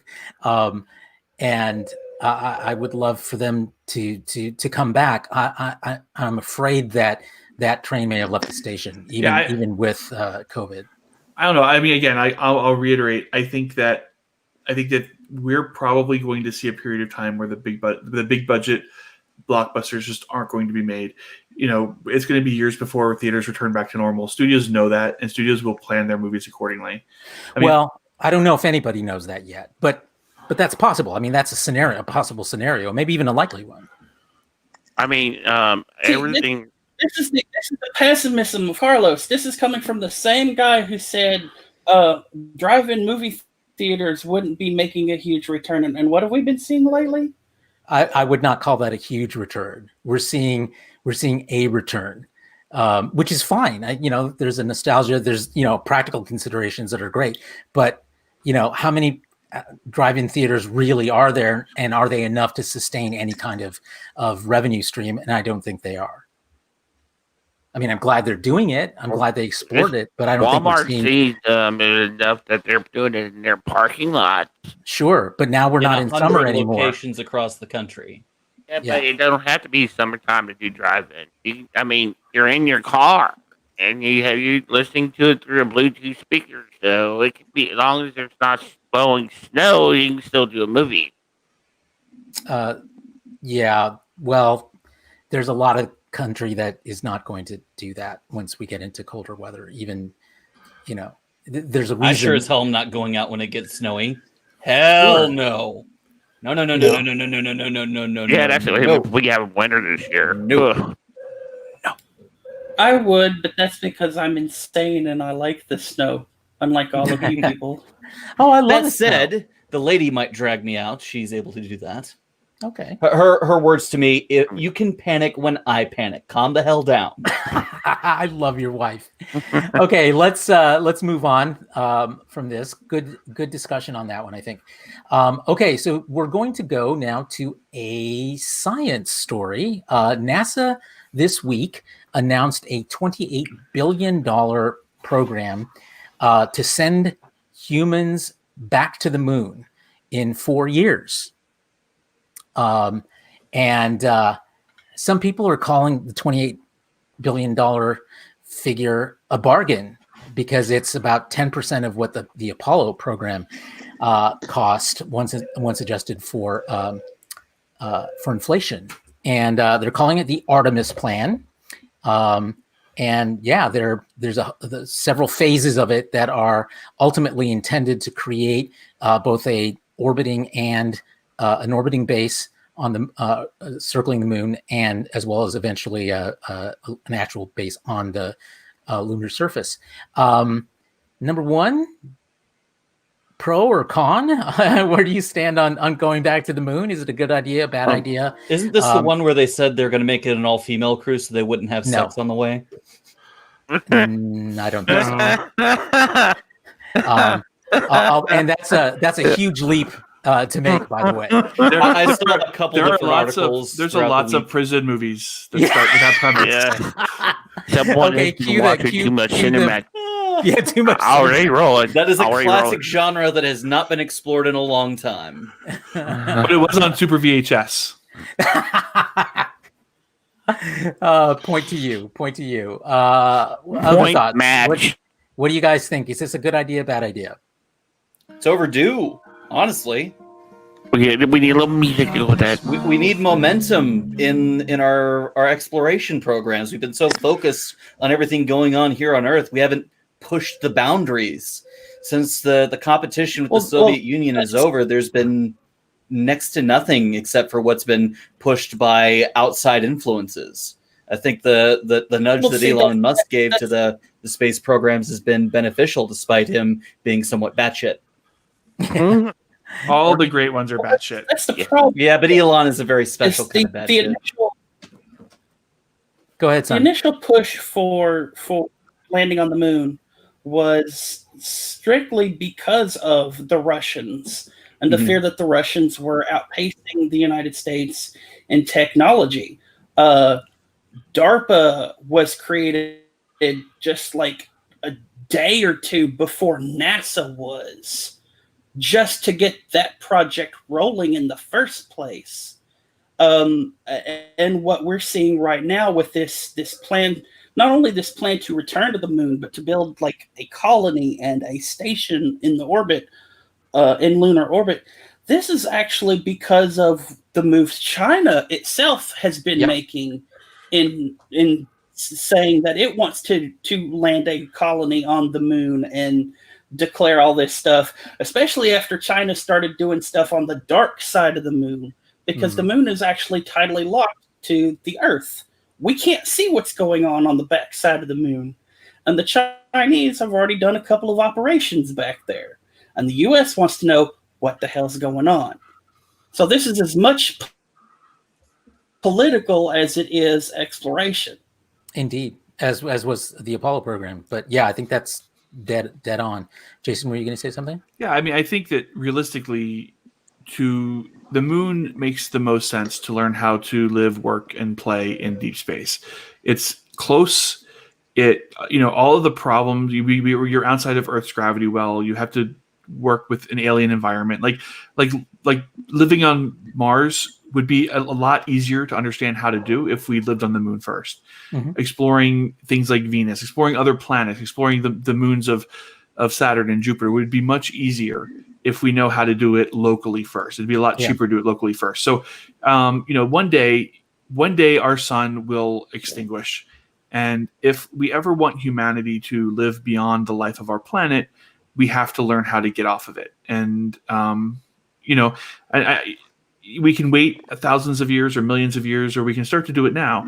And if we do it now, we'll reap the technologies. We've reaped technologies from the space program. Computer science grew leaps and bounds because of the lunar program. The things that we're doing now, the internet, all that stuff was because of that investment. And I think it's a very small investment when we think about the technologies that will unleash, in computer science. Being able to pinpoint accuracy land at a precise point in the moon is what's going to give us self-driving cars. Giving us self-driving cars mean not everyone has to have their own car. You push a button, the car comes up, you sit in it, you drive 10 hours away overnight, you sleep in the car, you get dropped off. I mean, that's the things that we need to make society better. And until we get there, until we invest in space, there's no reason to invent the technology. We don't need to wait for the sun to explode. This planet's going to kill us long before the sun goes up. If 2020 didn't finish, that's first. But well before 2020, I've long said that we need to get off this planet before it kills us. Yeah, well, I think it's more about us killing it, but yeah. Well, why do you think the planet's trying to kill us? Yeah. Okay. I think we're doing a fine job of that on our own. Interesting. Hang on a second. Interestingly, I think it's important to point out, given what Sun and Jason just said, that as an example, the internet grew out of DARPA, which also grew out of the competition with the Soviets as well. So, even the fact that we are all talking together tonight is a direct result of those leaps and bounds that Jason was talking about. Exactly. And the other game changer here is the fact, it's not a fact yet, it's a suspicion that there may be a great deal of water in lurking in the shadowy parts of the moon. And if there's water on the moon, that is a game changer for space exploration. Oh, yeah, most definitely. It'd be better to set up base on the moon, to build a ship, the shipbuilding facility for a ship to Mars, and building the ship on Earth and launching from there. If you alleviate that one stage of the operation. Well, have you guys followed the Artemis program at all? Do you guys know kind of the way the infrastructure is supposed to be set out? This is the first I've heard of it. Yeah. So basically, the idea is they're going to insert a space station in lunar orbit, and they will. And so basically, astronauts will fly to the space station around in lunar orbit, and then take a lander from that space station down. And the idea is those landers will become reusable. So now you're building long-term infrastructure to access the moon. And once you do that, now living on the moon becomes much easier. If there's an emergency, getting off the moon and getting back to Earth becomes much easier. It becomes that's the challenge, right? If you think about the early pioneers who crossed the Atlantic, Croatan, the Roanoke colony, they got here and they were kind of on their own. So the idea is that if we can build the right infrastructure going into it, we could build a base and we could really arguably colonize the moon from these initial infrastructures. And then we can kind of explore in all kinds of areas of government and all that kind of stuff in a place off the planet. That would be exciting to see. Well, this is actually part of what Justin was talking about. The Chinese propaganda for their moon adventures or whatever was that they were going to start mining the moon to send the minerals back to Earth. But the best piece of propaganda, which I thought was absolutely hilarious, was that they had these little. They had the guys who were the Chinese astronauts had these like little plants that were grown, and it's like we grew stuff on the dark side of the moon, and it's like you guys went up there 3 days ago. There's no way in hell you grew plants that fucking fast. You seeded them here first.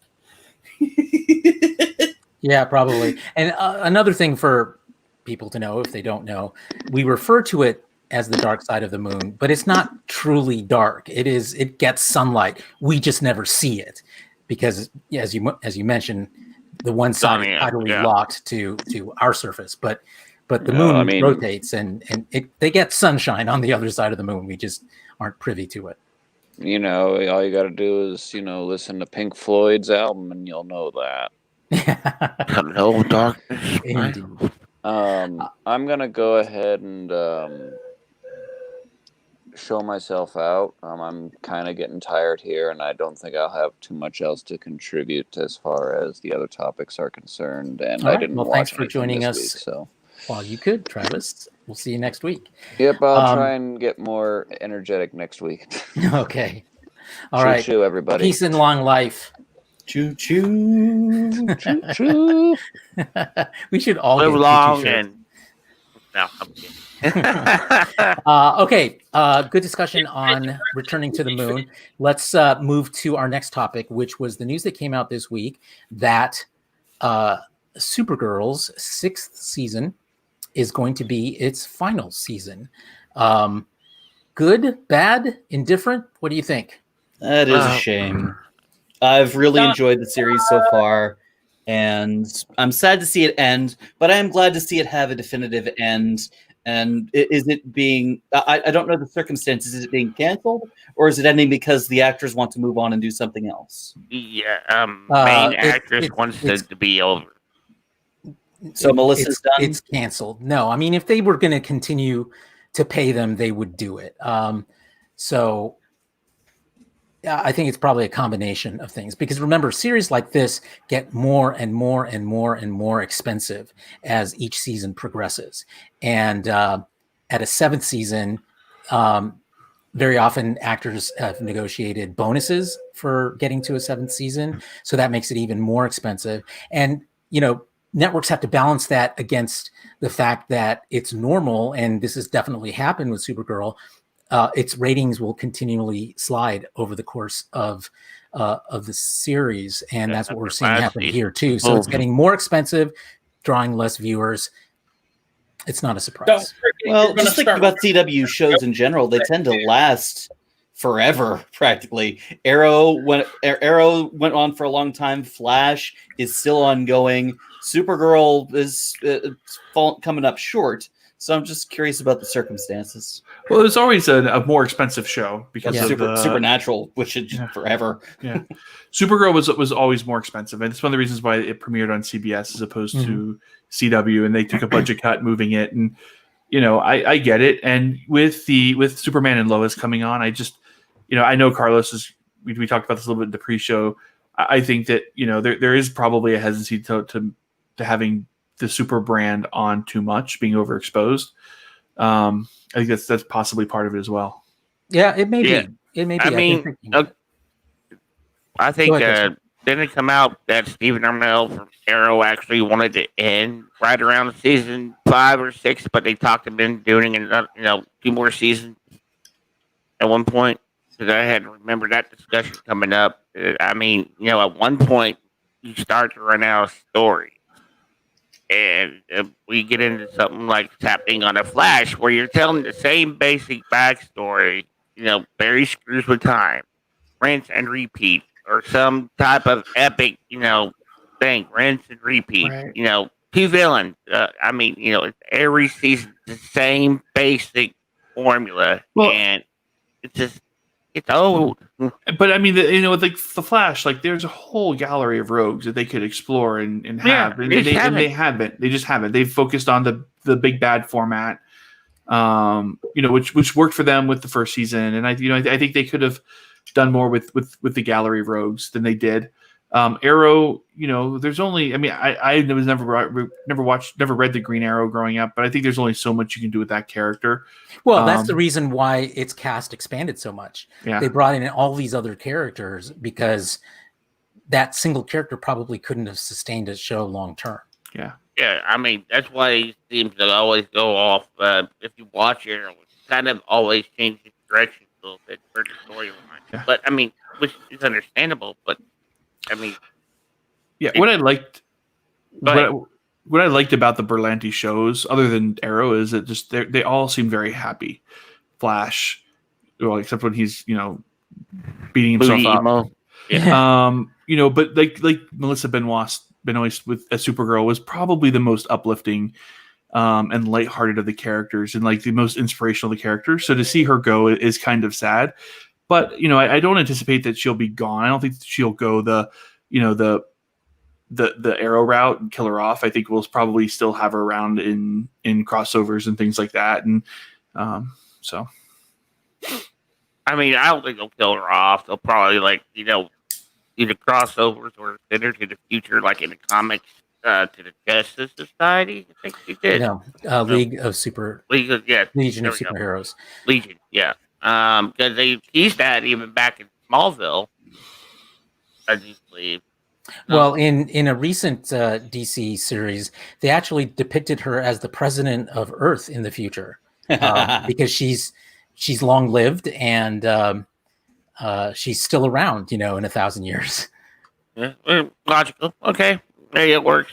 So we'll see. It'll be interesting to see, and the fact that they're making this announcement at the beginning of the season before they've started shooting it, they'll get a chance to tie everything up, and hopefully they'll do that well. But I think you're right, Jason. Especially in the first couple of seasons, she represented this sense of optimism and heroism that we haven't seen in a lot of superhero stuff lately. And she did it well, but they tended to do less and less of that as the season went on, as the series went on, and it got super, super plotty. Well, last season alone, I mean, I didn't even watch all of it. I mean, I tried to follow along, but it just, I don't know, I lost interest after midway through. It just wasn't, I don't know, there's something that just wasn't catching as it usually was. I liked the show up until this last season for some odd reason. I don't know, it wasn't clicking.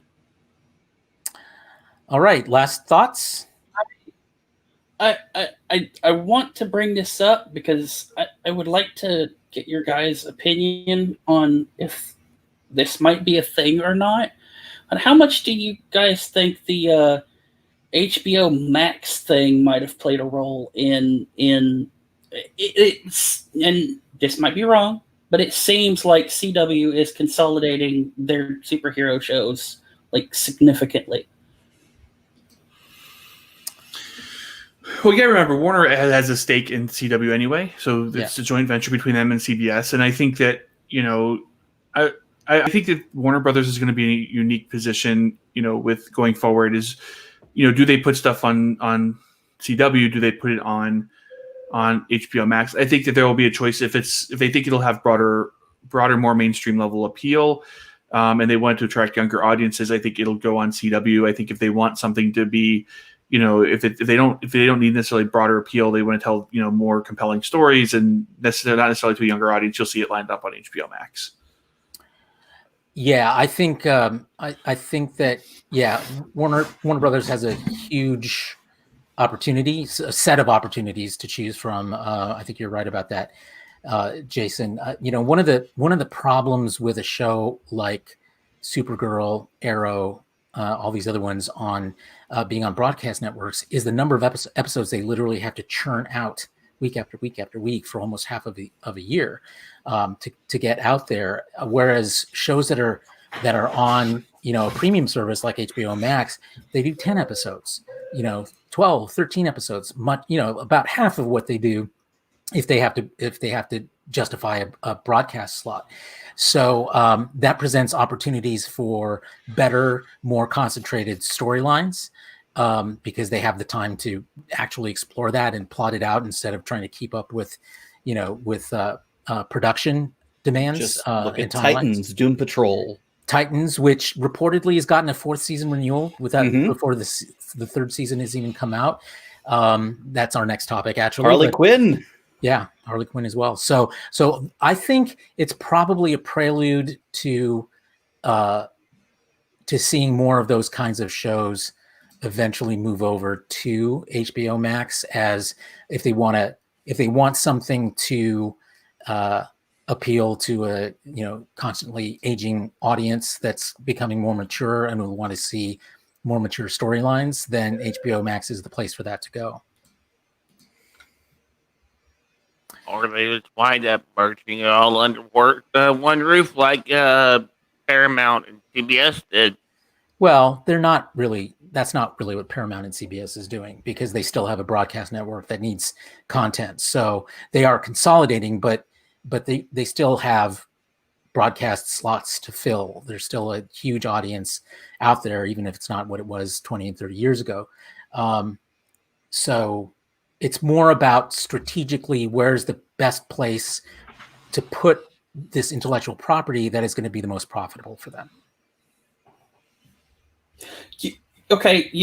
Justin, you need to rewrite the little scroll. It needs to say, meanwhile, at the Eyebrows of Doom. Meanwhile, the Eyebrows of Doom. All right, so let's switch over to a related topic, which is the reports that Titans has gotten an early season 4 renewal, and that, of course, we already knew it was moving to HBO Max, but the sourcing on this is not definitive. It's from a website that is not super well known, fandomwire.com. But they're also not known as they're not a "we got this covered" or a giant freaking robot. They're claiming it was an exclusive, and I guess we'll find that out. It'll bear out eventually anyway. But does it make sense to you that we're going to see a season 4 of Titans, and as it moves now to the nether regions of HBO Max? I think I thought Titans was canceled. No, it was never canceled. Or was I thinking about the animated Titan? You're probably thinking about the animated. Or the Thinking of Young Justice. Yes. I'm excited to see the Titans is getting some love and attention. I'm concerned about the storytelling, because there's a lot of stuff that's happened in the show that would see a lot of bizarre or some serious consequences that they're just not addressing, like Dick Grayson being a fugitive, for example, that they just are not talking about. Well, I mean, I think they're eventually going to do that. And I think bringing it over to HBO Max, that is a much more stable platform. And they can get more care and feeding there as part of a larger streaming platform than they were on DC Universe, which is much more niche, less financially secure. So it's probably a good place, a good way to invest in making that show even better than it has been so far. As fun as season 2 was, there are so many loose threads of story and that they just haven't resolved at all. Yeah, but didn't that end before Crisis? Crisis doesn't really figure in. I mean, I forget Titans who is it was. Still in its own universe. It wasn't merged with the rest of it. Are you It's on sure? its own. Yes. Because Titans was actually shown in the flashbacks. Yeah, but that's was like shown in that the was a nod. flashbacks. That was an Easter egg. It was shown being consumed, but it was also shown as surviving after Crisis.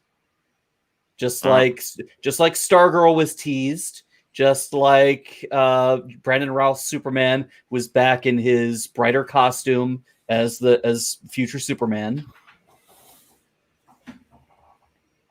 Indeed. Thank you, I Jake. hate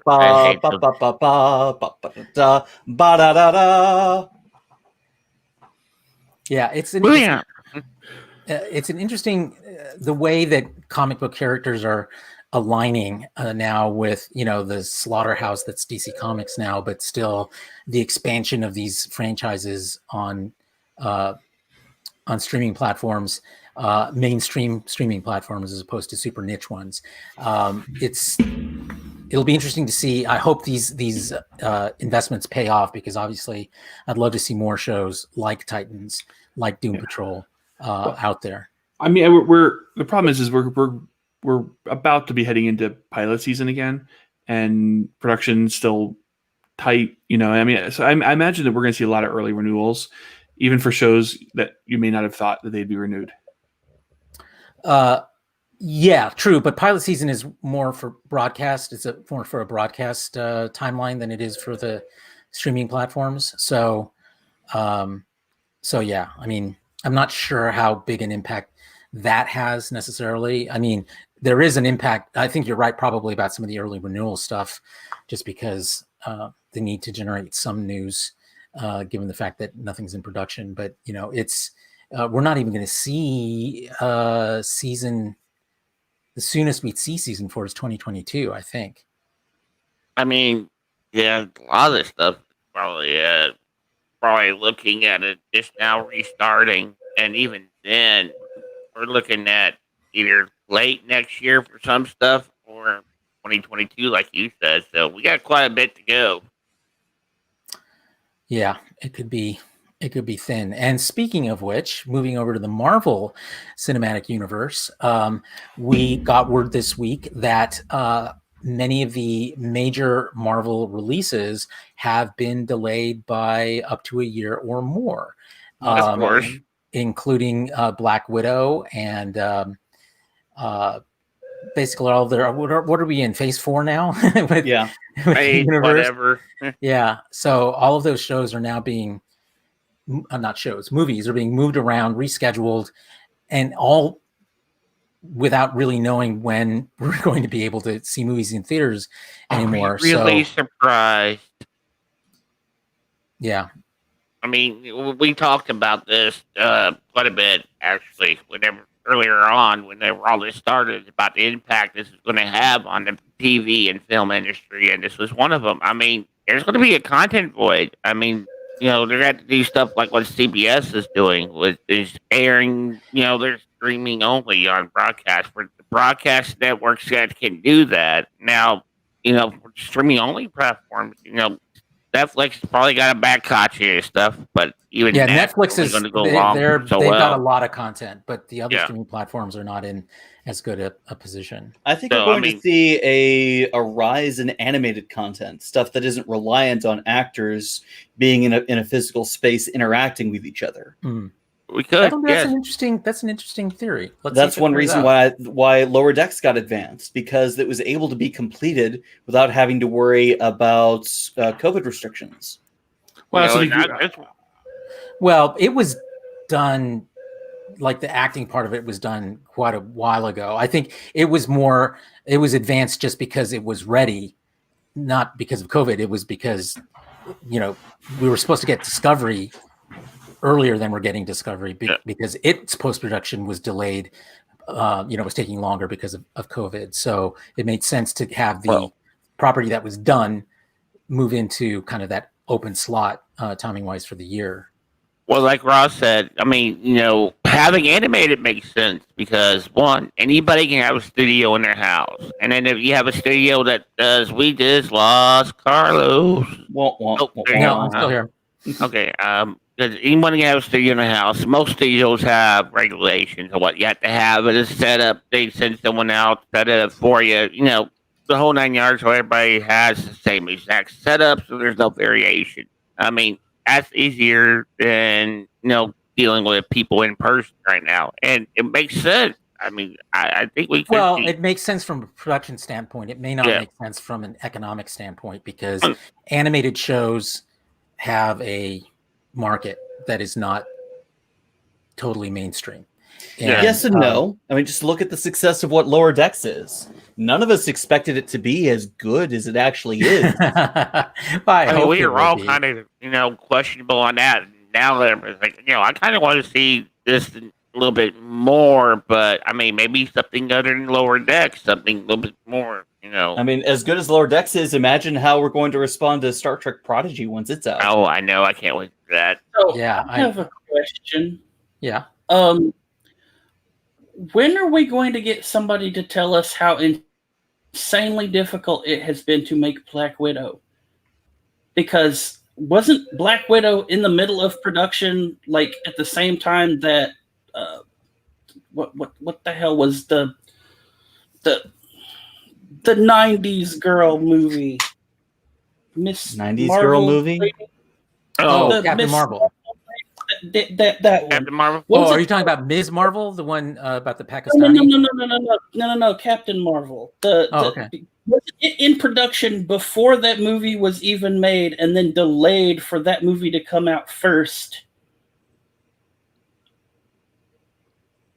I don't know.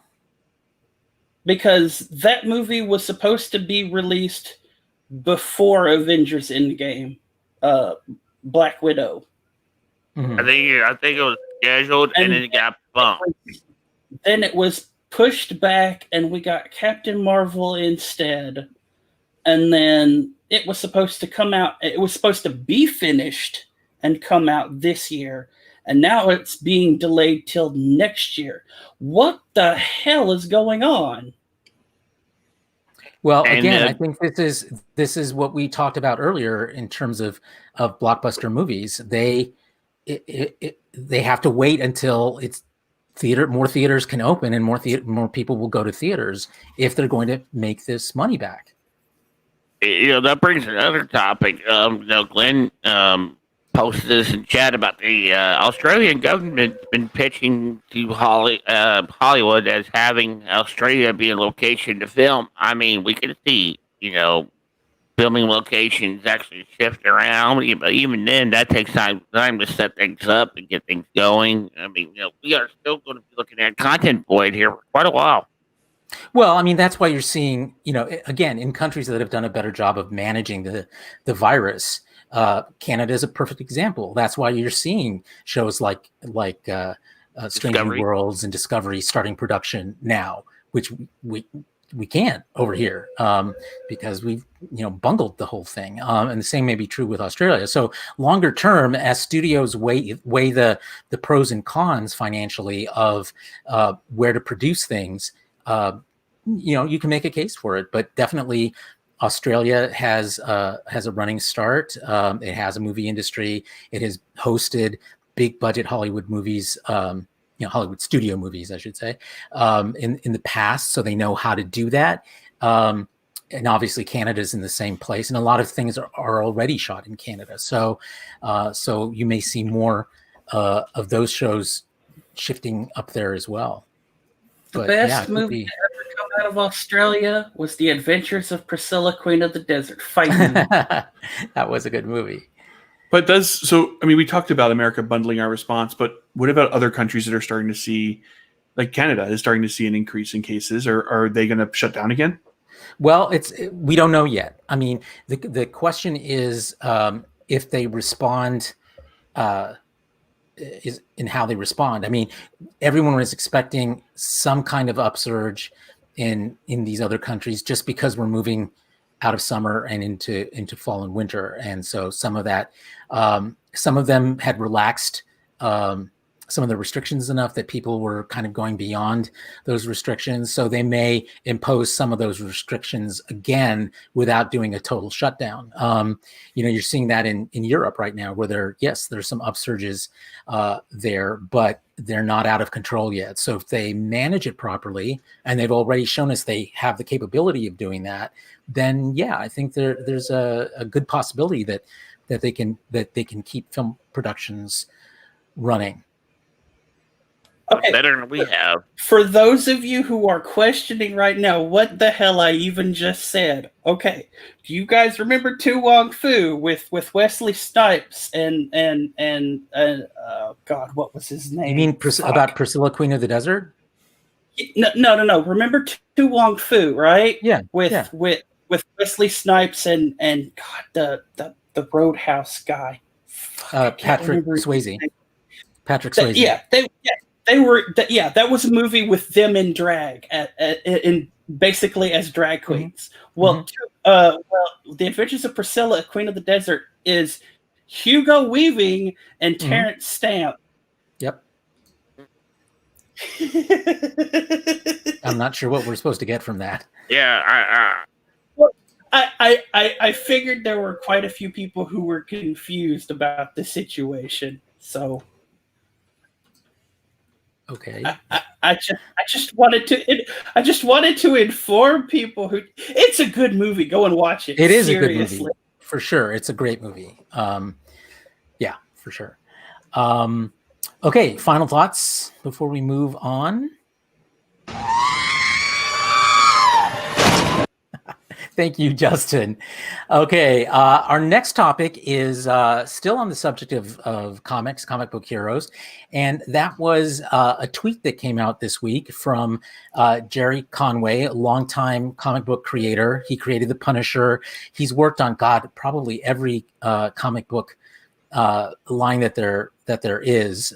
He's done Justice Society. He's done, he's created a number of very popular superheroes. He came out in a tweet today saying, this week, in which he said that what the comics industry needs to do, if it really wants to revitalize itself, is to cancel all superhero comics and start over. I don't know if you guys got a chance to read the full tweet, but his point is that back in the days when comic book companies were actually making money, which they don't, by the way, anymore. What they are, and we've talked about this before on the program. Marvel and DC maybe. DC just slaughtered half of its staff. I mean, they've been losing money for a long time, and even other Marvel, comic book companies are still making money. Well, because they're small. The point Image is isn't exactly small. Well, Image is part of DC, isn't it? No, Image is independent. Okay. Well, anyway, you're thinking of Vertigo. Oh yeah, I am thinking Vertigo. Thank you. But as an industry, the comics industry is not a successful one these days. And Jerry Conway's point is that the reason that has happened is that back when they were making money very reliably, it was because they were marketing to kids, which they don't anymore. The audience has continued to grow up, and the industry has continued to chase that audience as it has gotten older and older and older, and with the result that become less lucrative for them, for the companies. And so he's saying that if they want to make money again, they should essentially start over and appeal to kids. Well, what do you think? I mean, that's kind of like what Star Trek did, but with the option of appealing with kids, they appealed to newer fans by changing the formula up a little bit. So, I mean, might work. Didn't they kind of? Go ahead. Didn't they kind of do that already with both the New 52 and the Ultimates universe? Yeah, that's his point, is that completely reinventing their universes again and again and again and again is it's actually turning off fans, the older fans. And even though they're doing that partly to bring in new and younger fans, they haven't been successful at doing it. And there may be many reasons for it. And largely, I think it may be because they may think they're creating a new, jumping on point for younger fans, but they haven't successfully done so. I don't think you have to shut everything down. I think you can consolidate lines. Like, we don't need 4 different Superman books every week, but you could consolidate to a single Superman book. But you can begin to start new lines about new characters and tell new stories that drive towards the younger audience. I don't think the studios, I don't think DC, or Warner Brothers, I don't think Disney is going to want to shut down this creative venue that kind of feeds their. Oh no, you're totally right about that. And Jerry Conway mentions that they're basically loss leaders for studios because they're generating, and we've talked about this on the program before. They're generating IP that then the studios take and turn into blockbuster movies. So, so there's an economic role to play with them losing money, but they're still losing money, and they're still, Warner's looks for ways to cut costs, and that's what we saw recently in what they've done to DC Comics. They could do the line by introducing, instead of having your mainstream heroes like Batman, Superman, Wonder Woman, Lantern, go with the B line, go with the C line, bring them to the forefront. Your bringing in a new refresh story, but you're not retelling the same old tale over and over again. He's not concentrating on the characters. He's concentrating on the market. And he's saying if you want a reliable source of income, of revenue, you have to retool your entire way of thinking about the modern way of thinking about comic books, which are much more adult oriented, and you have to focus on kids. Well, you had to do that. You had to drop the adult line. You know, Batman, Superman, Wonder Woman been around since the 60s. So, I mean, you had to drop them and bring new heroes to the forefront that no one's ever really heard of. That's exactly what Jerry Conway is saying. Yeah, that's the best way to do it. I mean, you still have Batman, Superman, and all them, you know, in the background, but they're not in the front. Or you lighten the tone of those books. Yeah. You know, I mean, you can continue to evolve Batman into being a more kid friendly or young adult, like a 60s version. A young adult. Well, no, you don't have to go campy. You just don't have to be as dark as like The Killing Joke to draw readers. You can make it a little bit lighter. I mean, I got into comics. I got reading comics when I was in my early teens, and I think that's kind of what he's talking about. That's you're not going to get 8-year-olds reading this stuff, but 12, 13. That's when I had the folder at the comic book store, and every week I would go pick up my copies. And I think that's what you do. I think you have to lighten up the lines. You have to make them to where they're more accessible to younger people, and that doesn't necessarily mean teen characters. It means you're not being as you're not selling books to kids that parents would freak out about when they see them. Did you ever watch Batman Brave and the Bold? The comic? No, animated series. Yeah, the cartoon. No. Yeah, kind of like that. Now, that would be, a good kind of formula because it wasn't really campy, but it's a great formula for an animated show. I mean, as animated shows, the animated DC animated universe is thriving. I mean, it does very well, and it has for probably 2 decades. So, but that's not what he's talking about. I think there's a bigger problem here than just the characters. I mean, sure, the more adult storylines, that's part of it, but you're also talking about the digital culture. How do you market like comic books in a digital culture to kids? Well, you have to provide digital channels for them to read it.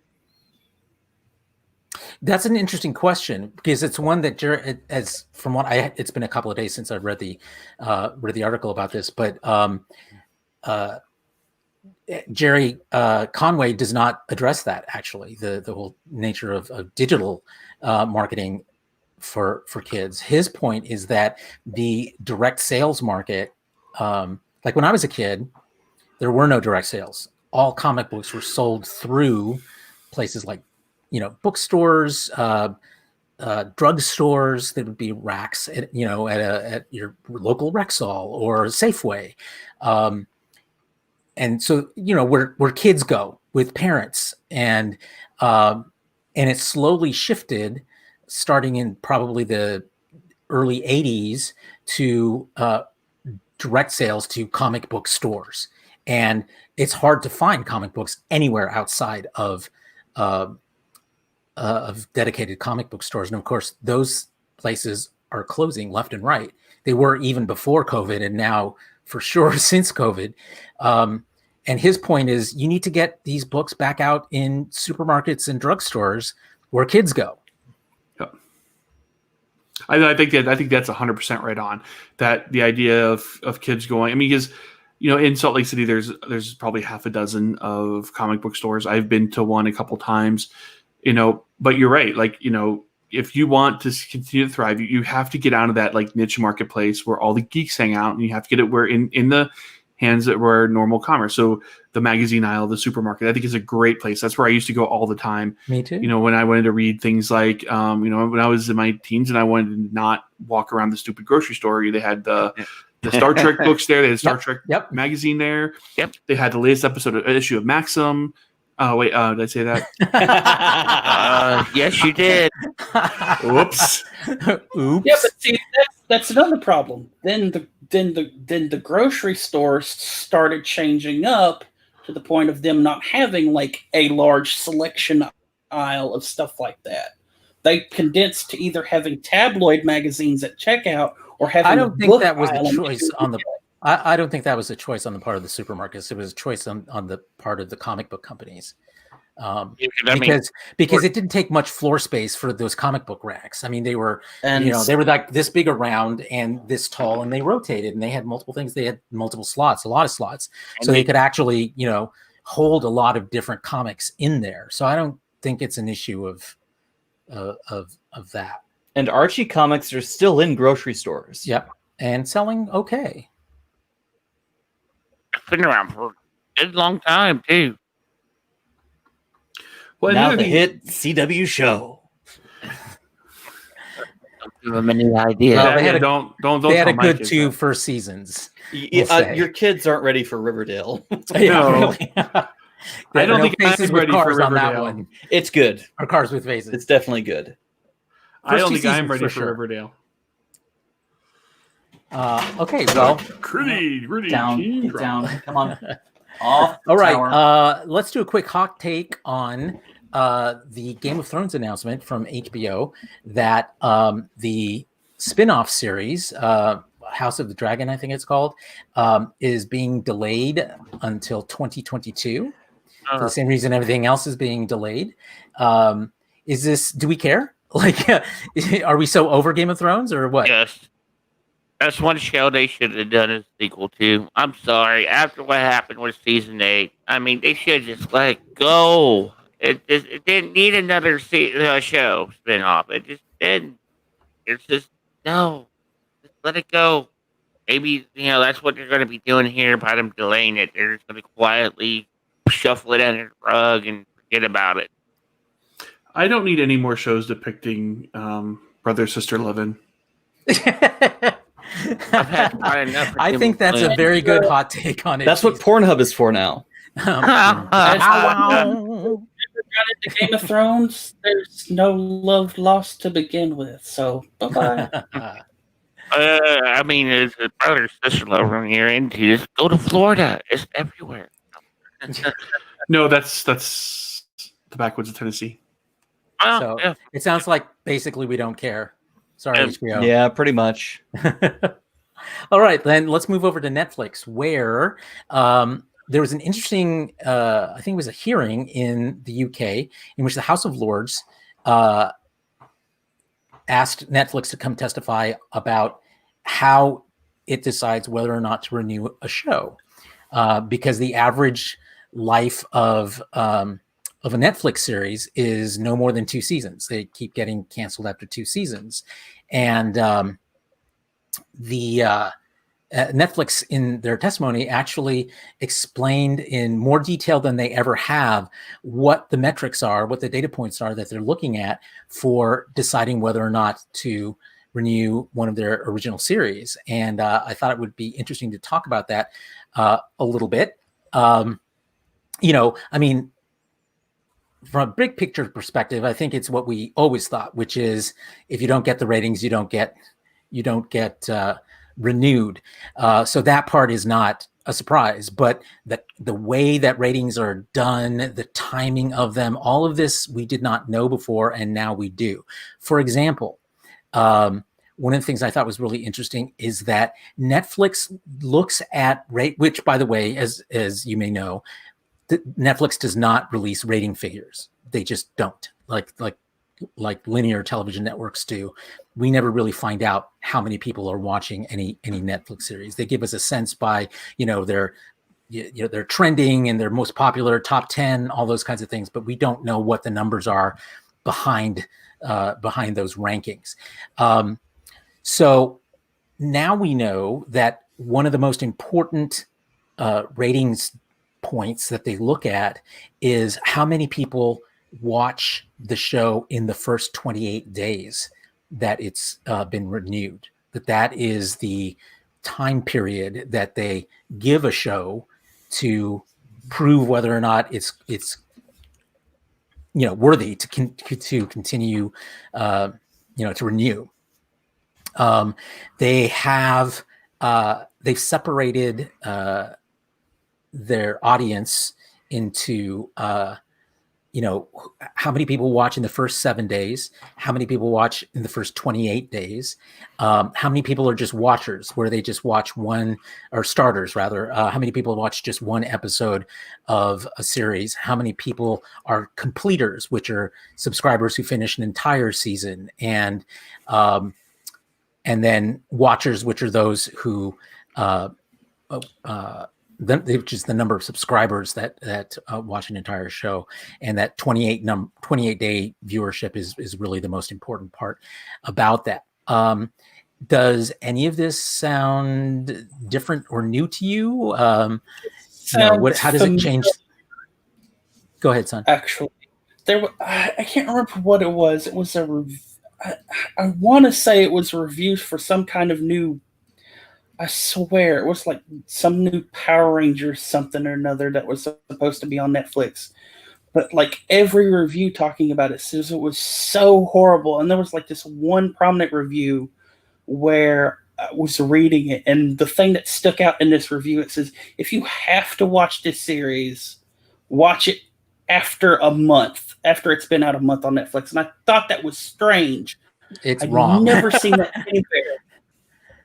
And I'm like, well, it's like, well, now that information kind of makes sense based on this. Mm-hmm. Because if you have to go, if you want to watch this horrible thing, wait a month and then go and watch it. Oh, you mean so that it will be, so that it will be canceled? Yeah, I like the reverse psychology of that. But see, the thing, we didn't know any of this before now, and now it makes sense that the thing stuck out for me. It's like whoever, I can't even remember what it was about or who was reviewing it, but it was like that person obviously had some inside info. Yeah, I mean, yes, exactly.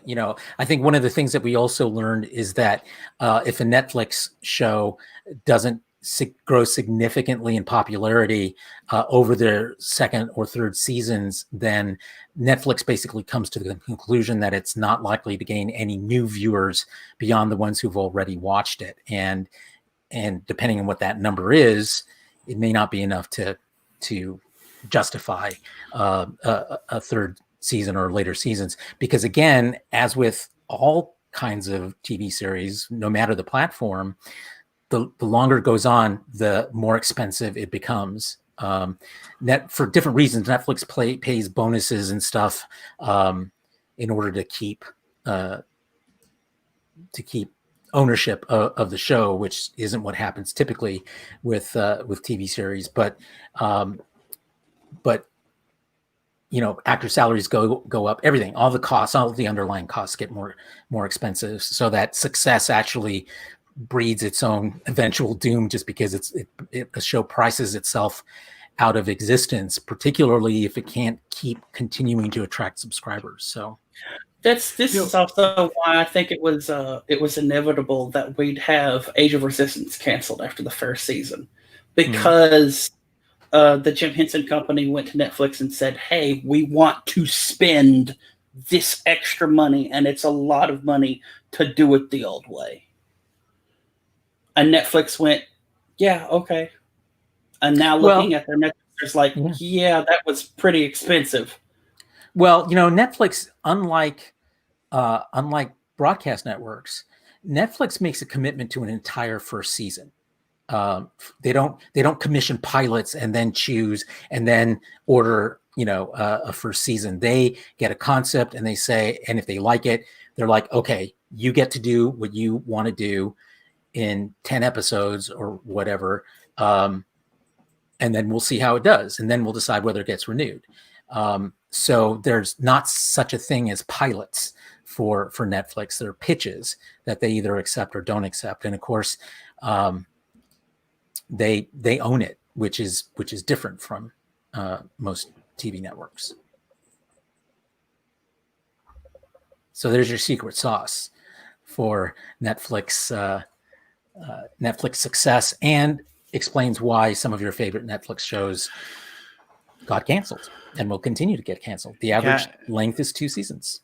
And it's interesting to see how, like how would they rate, like how they parse the data. So are they looking at subscribers who start a show versus subscribers who finish the show, or I'm sorry, the completers, right? The one like if they have higher viewership, if completers aren't completing the whole thing, then that means it's not a good show. They have a lot of data at their disposal, which is really just kind of really cool when you think about it, and they can make some of these decisions, although a lot of these decisions seem really premature.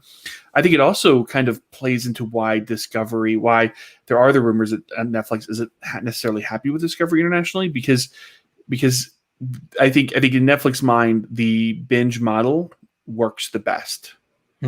And with Discovery, their arrangement with CBS, they have to drop weekly as opposed to binging, and so they don't get that, and that could be why, I have no proof, I have no certainty that Netflix isn't happy with the performance of Discovery, but I think it might explain why CBS took Picard to Amazon Prime, which does more of the weekly drop type shows, and they aren't so binge centric and things of that nature. So it is very interesting. Yeah, definitely a lot of chaos still around that. And actually, I think that's the best theory I've heard around the Netflix, the supposed Netflix dissatisfaction with the series. They may simply just not like the distribution model, the weekly distribution model, because it's so at odds with how they work otherwise. So it's a good theory, the best I've heard, frankly, and would explain any dissatisfaction without it necessarily being due to their dislike of the show inherently, or or subscriber numbers.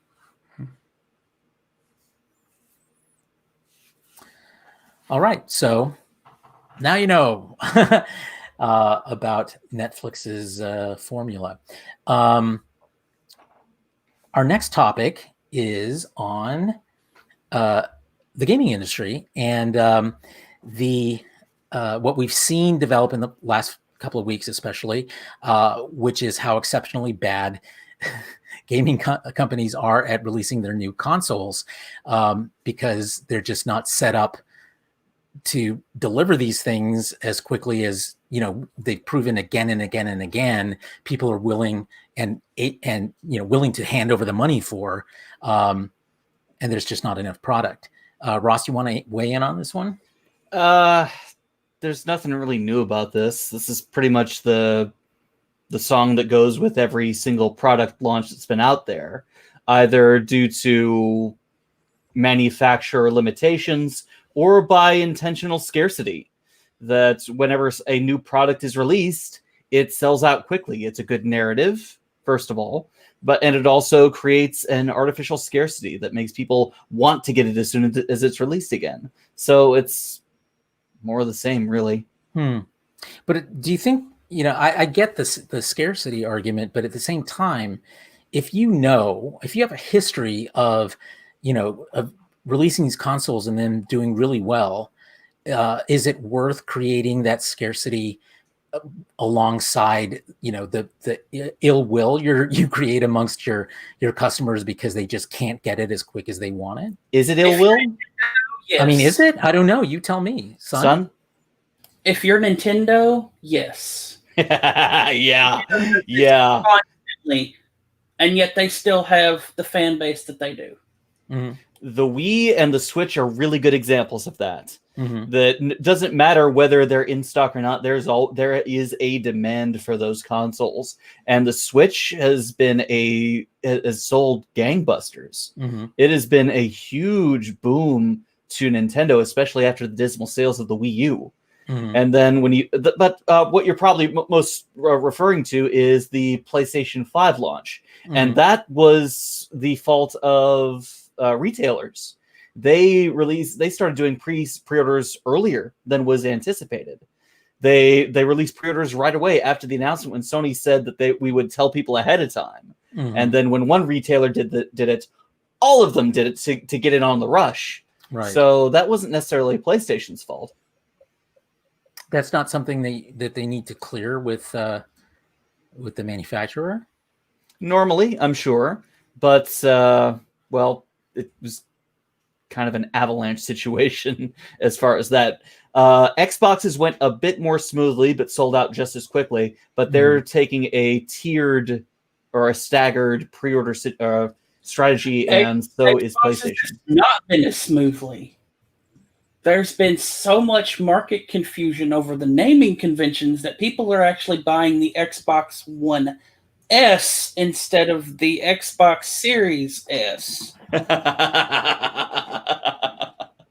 Because somehow that doesn't surprise me. Because constantly adding letters and things to your name doesn't create confusion at all, does it? Okay, yes, there is that. Not at all.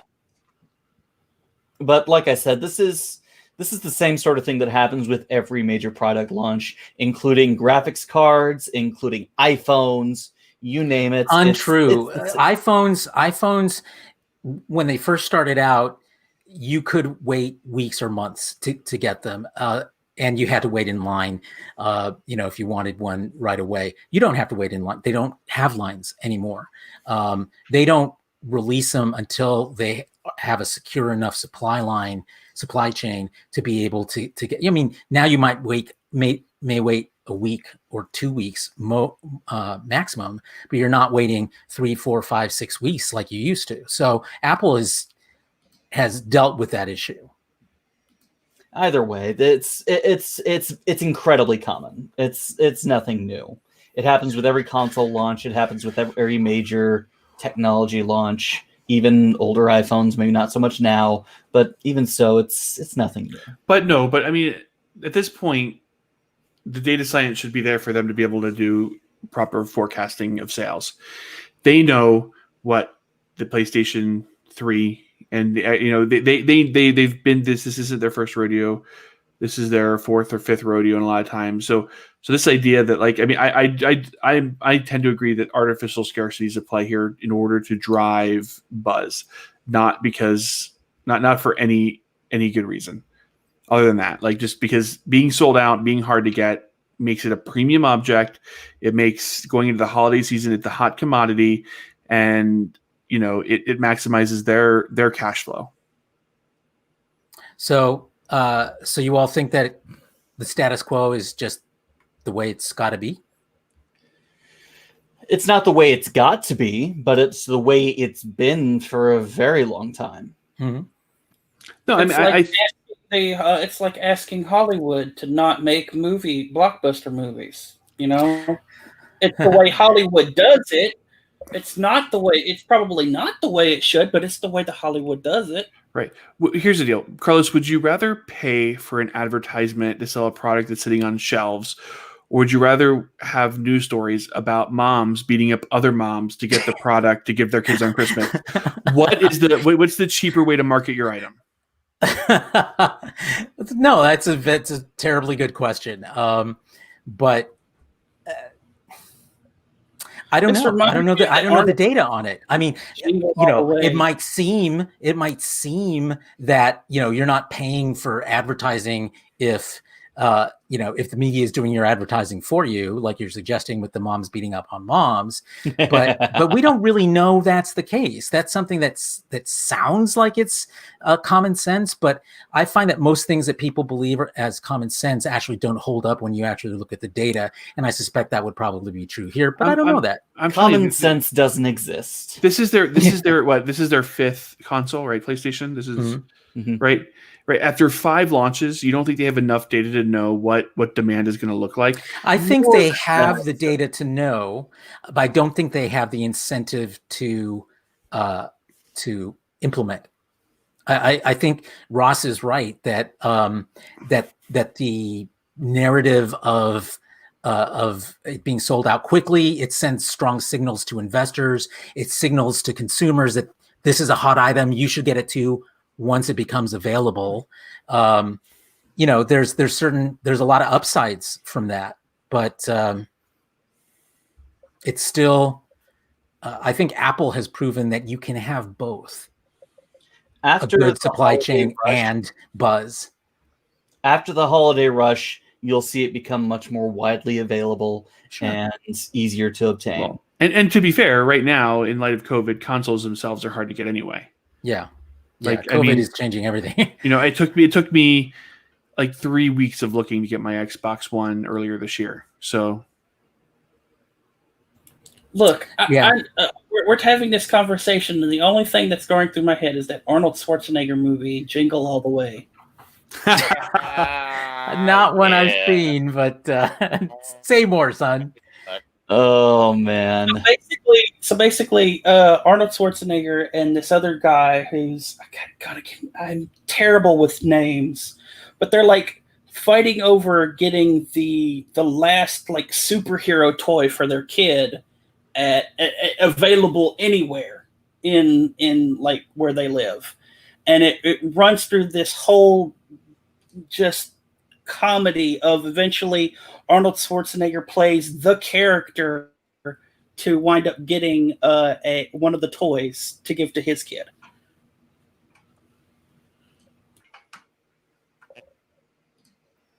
It's a really cute holiday movie. Check it out.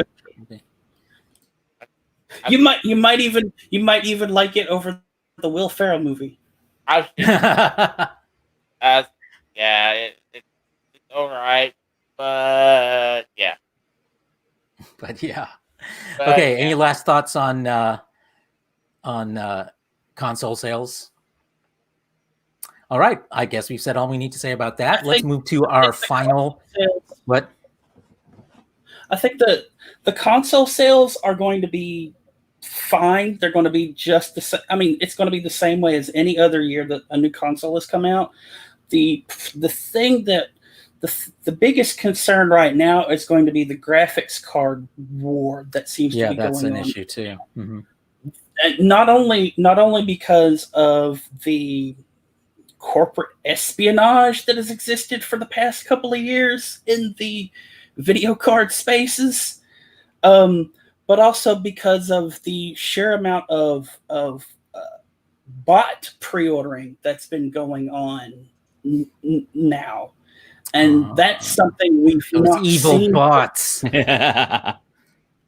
We've seen so many cards that come out and not even 5 minutes later are completely out of stock from their pre-order website.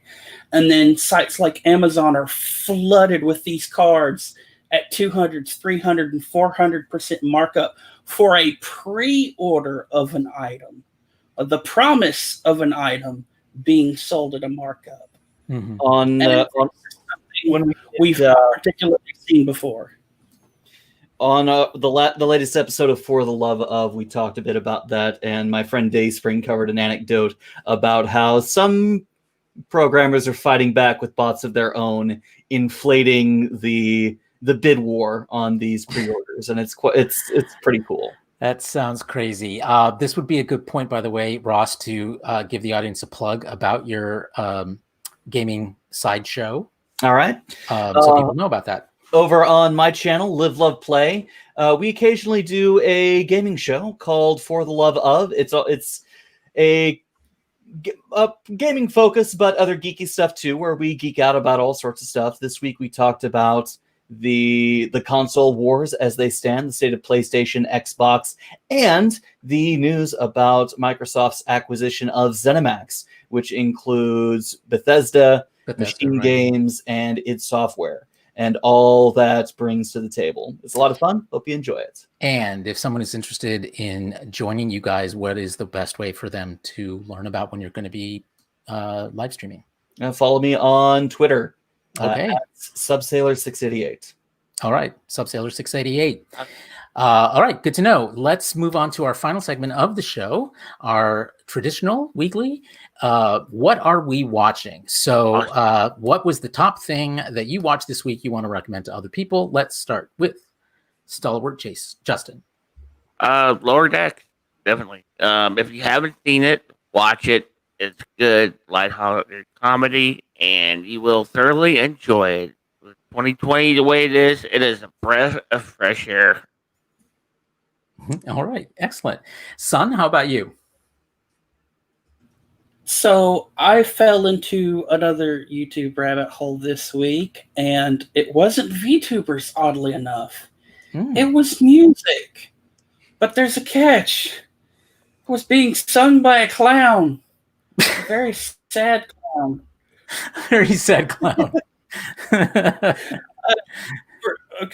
So for those of you who've been avid fans of America's Got Talent, I've recently discovered Puddle's Pity Party. And this is an amazing YouTube channel because this very sad clown does not say a word and then starts singing. And has amazing individual covers of various different things. Last month, and what actually had me stumble upon him was in the 70s, another band entirely, which he did a cover of, did a mashup of Stairway to Heaven and the Gilligan's Island theme song. And actually, I think I heard about that one. Yeah. Don't think it would work, but it works. It's one of those things that bizarrely works. Yeah. From there, I just started stumbling deeper and deeper into this rabbit hole to the point I was listening to The Sound of Silence sung by a clown, but it sounded like he was Johnny Cash. A sad clown. Quick request for you. Why don't you put some of those links in the comments on this Real Super Geeks Facebook page underneath this podcast so people can check out some of those YouTubes because I think they might enjoy them. Definitely. All right, excellent. Jason the Ensign, you're up. This week, I mentioned earlier, my family and I decided to go ahead and watch A Knight's Tale with the Lad. It's a great film with Heath Ledger, the late Heath Ledger, and Paul Bettany. Yeah. And so, I mean, it goes back to show you that you don't need huge budgets to make just really good, entertaining films. You can do it with at the time, this cast wasn't as well known as they are now.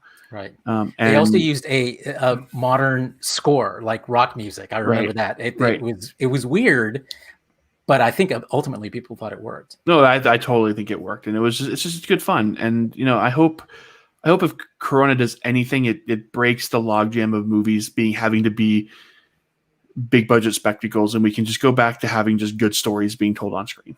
I hope you're right. Ross, what have the eyebrows of doom been rising up about this week? Lots of schoolwork. I haven't really had a lot of time to watch anything. What the hell are they getting into? Cats, children, schoolwork. But I would like to recommend some reading that I've been doing as part of my composition class. A essay and book called The Coddling of the American Mind. Oh, I know that. I was apprehensive at first when I saw that I was assigned. I thought it was just going to be some kind of conservative hit piece on higher education, but it was actually a very well thought out analysis of the idea of safetyism harming free speech, that trying to preemptively protect people from perceived slights ends up hindering creativity and thought, and ways to correct that and try and get away from outrage and cancel culture that has evolved as a result of it. Yeah, along the lines of that book, and this is an older book. It's probably, 30 years, 25, 30 years old. But still, I think excellent reading by Neil Postman, came out in 1985, called Amusing Ourselves to Death, Public Discourse in the Age of Show Business. And I think it holds its analysis of literally how we think differently today because of television, and by extension because of the internet. It changes the way human beings process information, take in and put out information, and I think you'd find it very interesting reading. As an example that he quotes in the book, people back in the day of like when Lincoln was running for president, and they had, the Lincoln Douglas debates. If you read the transcripts of those things, their sentences were long. People could memorize things long things, they could pay attention to long things longer than people today can. We cannot do that anymore because our brains aren't wired to do that with information anymore. It's just an interesting thing. I thought that, that literally our brain is no longer wired to be able to pay that kind of attention anymore. They could track, like an audience could track a long, complex sentence like you see in the Lincoln Douglas debates, where today you would not. We do sound bites, literally call them sound bites. They wouldn't be able to do that today. Anyway, I think you might, if you found that one interesting, you'll find Amusing Ourselves to Death also interesting. I will say one thing I did watch that I think would be worth a watch is Lore Reloaded did an interesting analysis of the premiere of Star Trek Discovery, or the season of Star Trek Discovery. He differs a bit in his opinion from my own, but I think he has some interesting points on the messages that the writers were trying to convey and their failure in conveying those messages. Example? Do you have one? How there's social commentary against isolationism and xenophobia. How it was presented in one way with the Klingons, but different with the Mirror Universe, and how we get some mixed messages. It's I'm not sure I agree with everything that he stated, but he does make some interesting points. Okay. It's funny because you say that. I came across, of course, this was the third year anniversary of the premiere of Discovery, and I was reading my first thoughts of the show, and I posted that into our internal chat. And I actually really do think that the social commentary was done really well. I do. I think it's the fact is you could watch as a person. A good person could argue for the actions that Michael took in the first two episodes. And a good person could argue against the actions Michael Burnham took in the episode. And you don't know what was right or wrong until you get through to the season, so you see the season play out. That, realistically, this war was happening anyway. T'Kuvba wanted it. The Klingons, for his successors, they knew that war was the only thing that would sustain a unified Klingon empire. That leveraging that outside threat was vital. And so, I go back to it, and people who say it's not commentary or that's not Star Trek because it's just, I disagree with them. Lore's primary points come with the portrayal of Lorca in how what he's supposed to represent and how the audiences were supposed to respond to him, and the contrast with how the audience is supposed to look and respond to Georgiou. So what are we supposed to glean from that? Example, I saw this video. Okay, so the example given is that the Lorca that we see in the opening season of Discovery is this guy who seems to not really give a shit except for the fighting, and that when he's doing fighting, he is thinking he is on his A game, and then we find out he's from the Mirror Universe, which is supposed to sour us on him because he's obviously the bad guy, right?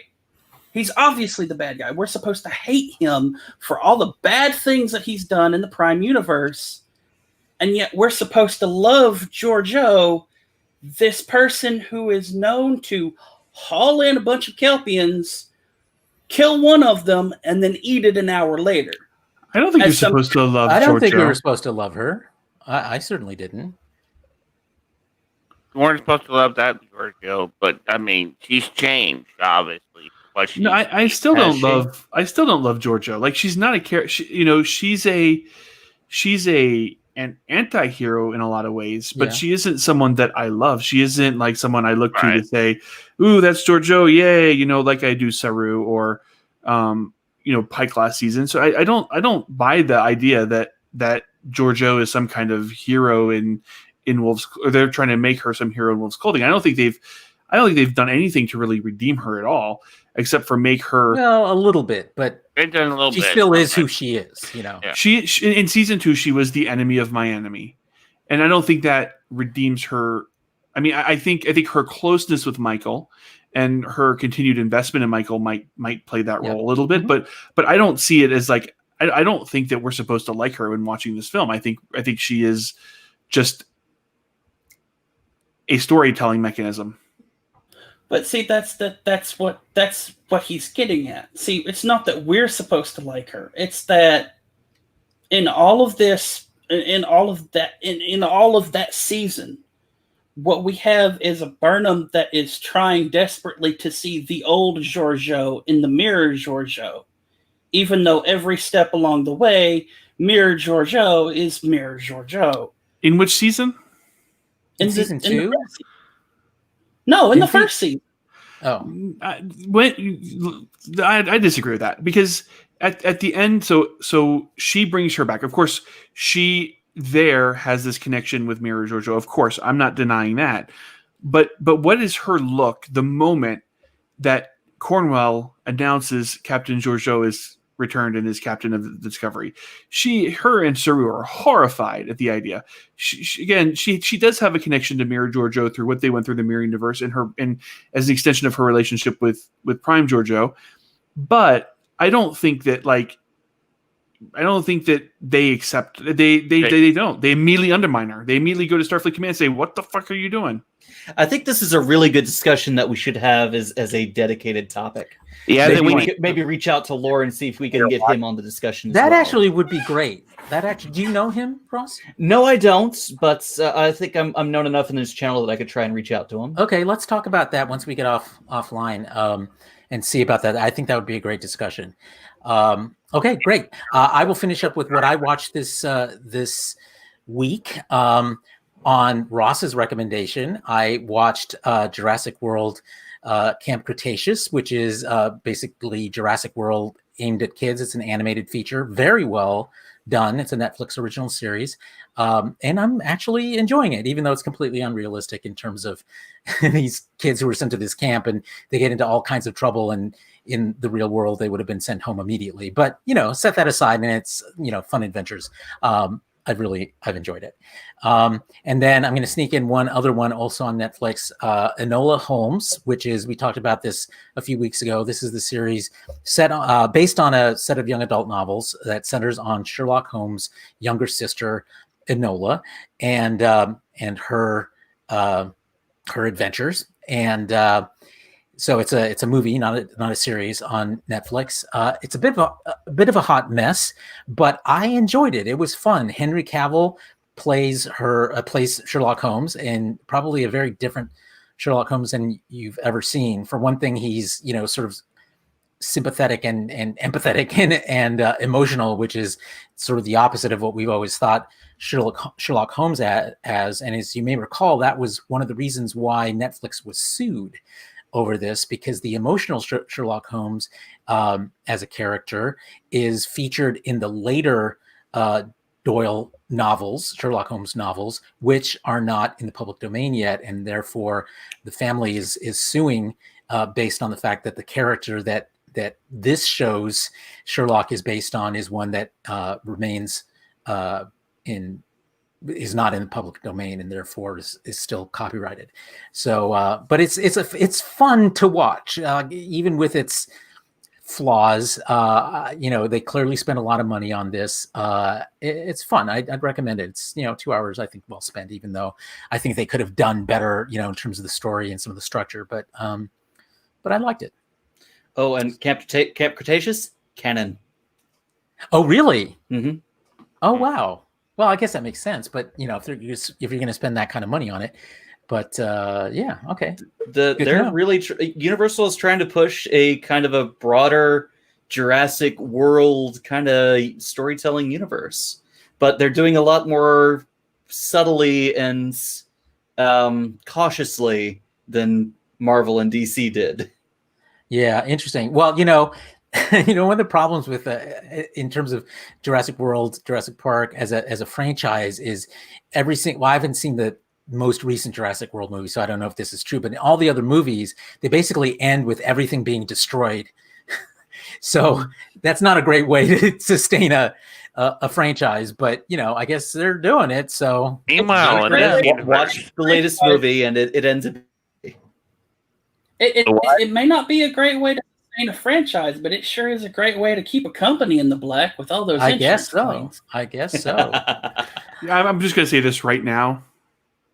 I don't care how freaking dangerous it was. If there was a Jurassic Park or Jurassic World, I'd go. I don't care. If I got eaten by a velociraptor, I don't give a shit. Would you let the lad go to Camp Cretaceous? That would be a walk in the park compared to what we've had to deal with this year in 2020 alone. I'm just saying, like, if it existed, I'd go. Okay. But you have to wait till coupon day. Yeah, coupon. I'm not sure they would have those for quite a while. No. Jack Hammond said they would. Guaranteed to die. Not Jack Hammond, the lawyer, the blood-sucking lawyer. All right, that brings us to the end of the show. Thank you, fellow hosts, for your wit and wisdom for the week. And we will, of course, be back next week to talk about more things super geeky. We don't have any additional program notes other than what Ross said about watching the gaming sideshow. And, of course, that we will be back next week with our Lower Decks-spectations segment, in which we review episode 9 of the penultimate episode of Lower Decks. So we'll see you back then there. I'm sure there will be a lot of topics. You can watch along in our Trello as they develop over the course of the week. Otherwise, thank you for joining us, and we'll see you next week. I think, are we planning on doing the after show Florida Man segment? I've got 2. Okay, so if you want to stick around, we have started doing an after show segment called Florida Man, in which we exchange recent news stories about people from Florida and their very wacky world. So stick around if you want to for a little bit after that. Learn about Florida Man, or otherwise, if you need to go, thanks for joining us. We'll see you next week. Hang on, before you get to Florida Man, real quick, let me pop this over. Come on. Okay, so input will be put it there.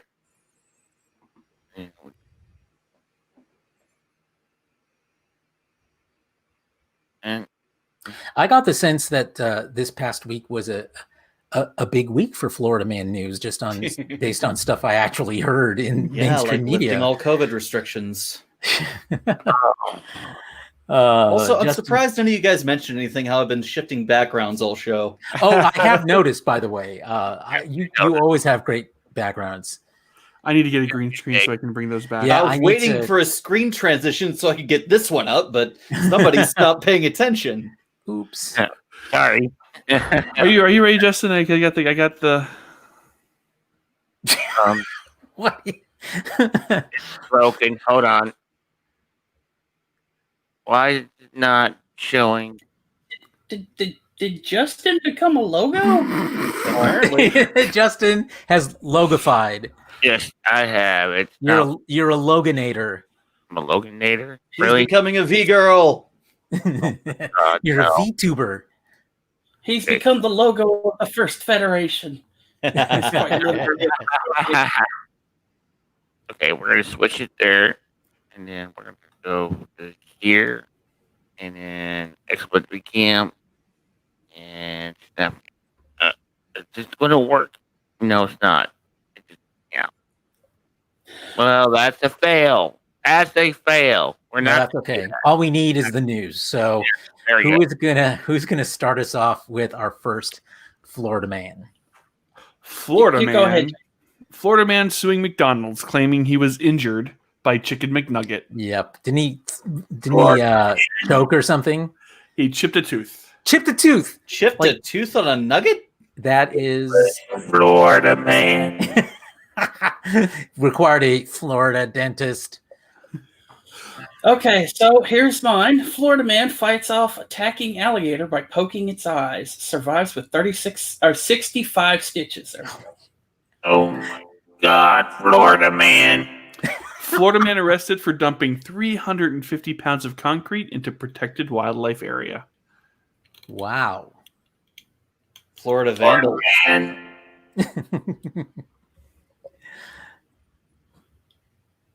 Okay, so here's one. This is actually Actually super heroic. Pregnant Florida woman rescues husband from shark attack. I saw that one. Super Florida woman. Yeah. Yes. Florida woman greater than Florida man. For once. What else we got, folks? Florida man accused of stealing. Oh. No, go ahead. Florida man accused of stealing cat blood from clinic. Florida, what Do they explain why? Like, what is cat blood good for? We're supposed to go on these stories now. I was just doing headlines. Okay. Oh. Hold on. Let me. A man caught on surveillance video is suspected of stealing cat blood from a veterinary clinic in St. Augustine. The St. Johns County Sheriff Office posted the pictures of the man who walked up the door of the Anastasia Cat Clinic on the 17th. He was seen touching and inspecting an Antec Diagnostics blood box before leaving the area. About 20 minutes later, a truck is seen in the parking lot. A man wearing the same clothing walked up to the clinic and took the box. The box contained 4 vials of cat blood, the report said. What the fuck? Well put, Justin. Well put. Son, you have another one? Florida woman arrested after peeing, spitting, and picking her nose into rival's ice cream. Ooh. Florida man swallows 4 bags of heroin, escapes from ambulance.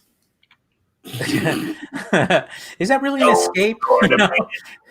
Florida man arrested after leading FWC officers in a jet ski chase. Oh, that would have been a fun one to watch. Florida man. Anything else? My Google's taking its sweet time. Take your time. Florida woman arrested in topless rampage at McDonald's. Florida man arrested for hitting girl with flagpole at Trump rally. Oh, yes, that was. I saw the video on that. Florida man caught with over 20 grams of heroin and meth during traffic stop in Collier County. God, they love their heroin down there, don't they? Florida man buys a ghost town, rides out the pandemic alone with some goats. Sounds like a plan. Goats in Ghost Town. Smart Florida man. Future Florida man Luis Suarez allegedly cheated on Italian citizenship exam. Well, that's Florida man charged with accidentally shooting a bear that was trying to eat his trash. in Florida. Yeah, that's a problem in Florida. Florida man arrested for repeatedly stealing neighbors' underwear from a garage. Florida man. Florida man. Go ahead. Florida man gets the bed of his dump truck caught on an overpass while traveling along Interstate 4. Has to be rescued. Dumbass.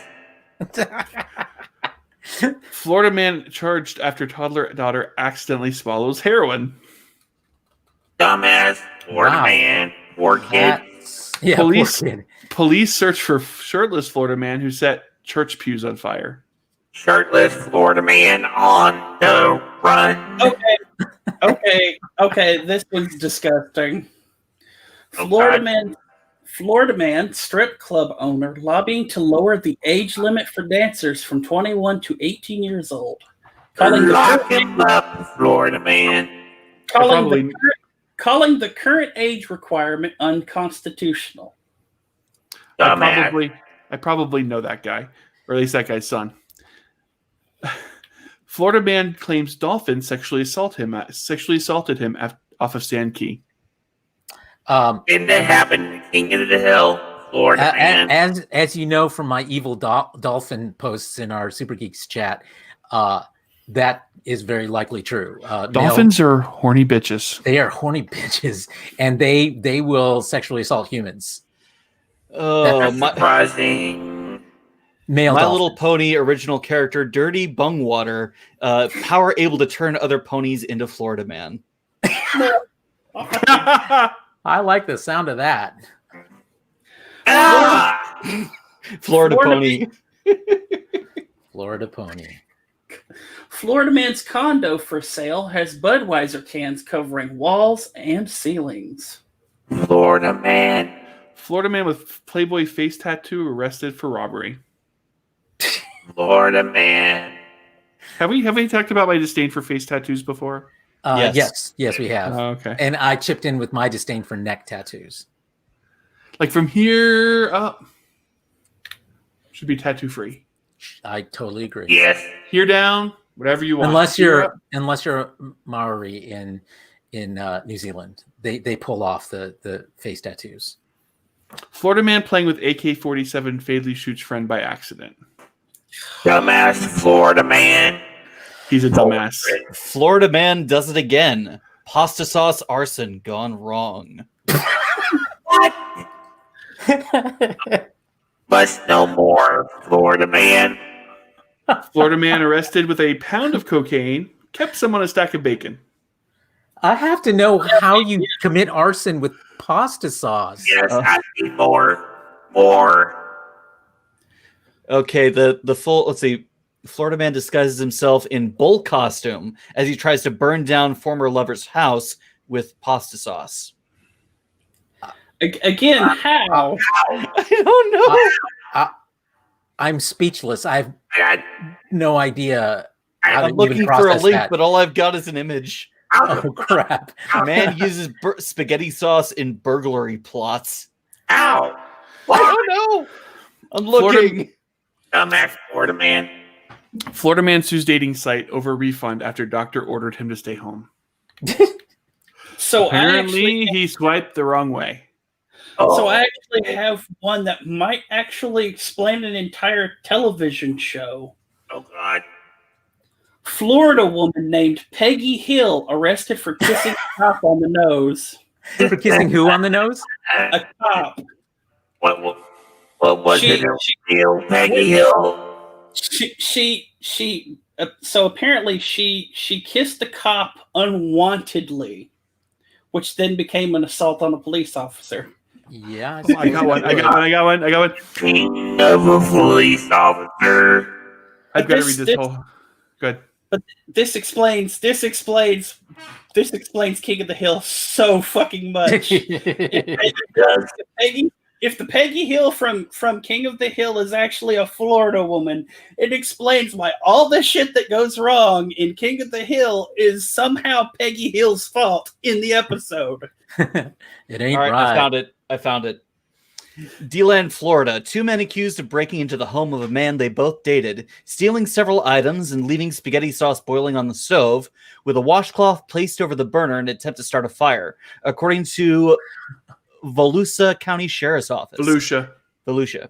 Victim called 911 about 7 a.m. Tuesday because the security cameras of his home on Evergreen Terrace in DeLand detected motion, and he believed someone was breaking into the house because a towel had been placed over one of the cameras.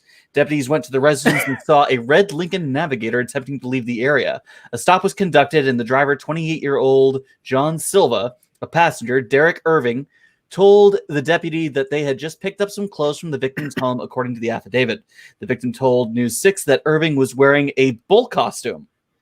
The deputy said they could see a marijuana grinder in the center console and a vacuum, window AC unit, flat screen television, and heater in the back seat. An empty jar of ragu spaghetti sauce was on one of the passenger seats, the report said. Deputies said both men initially denied burglarizing the home, instead saying that Irving told Silva he lived at the home and needed to ride there to retrieve some clothes and other items. The home reeked of smoke when deputies entered it, according to the report. A pot of spaghetti sauce was found burning on the stove with a white washcloth placed near the burner that had just begun to catch fire. He was trying to make it look like I left the stove on, but who gets up at 2 a.m. to fix spaghetti? I've been known to. My God. Evidence at the scene reveals that Silva and Irving broke into the home, covered the security cameras, stole the items, then put the spaghetti sauce on the stove in an attempt to start a fire so the evidence would be destroyed, according to authorities. And that's how you start a fire with spaghetti sauce.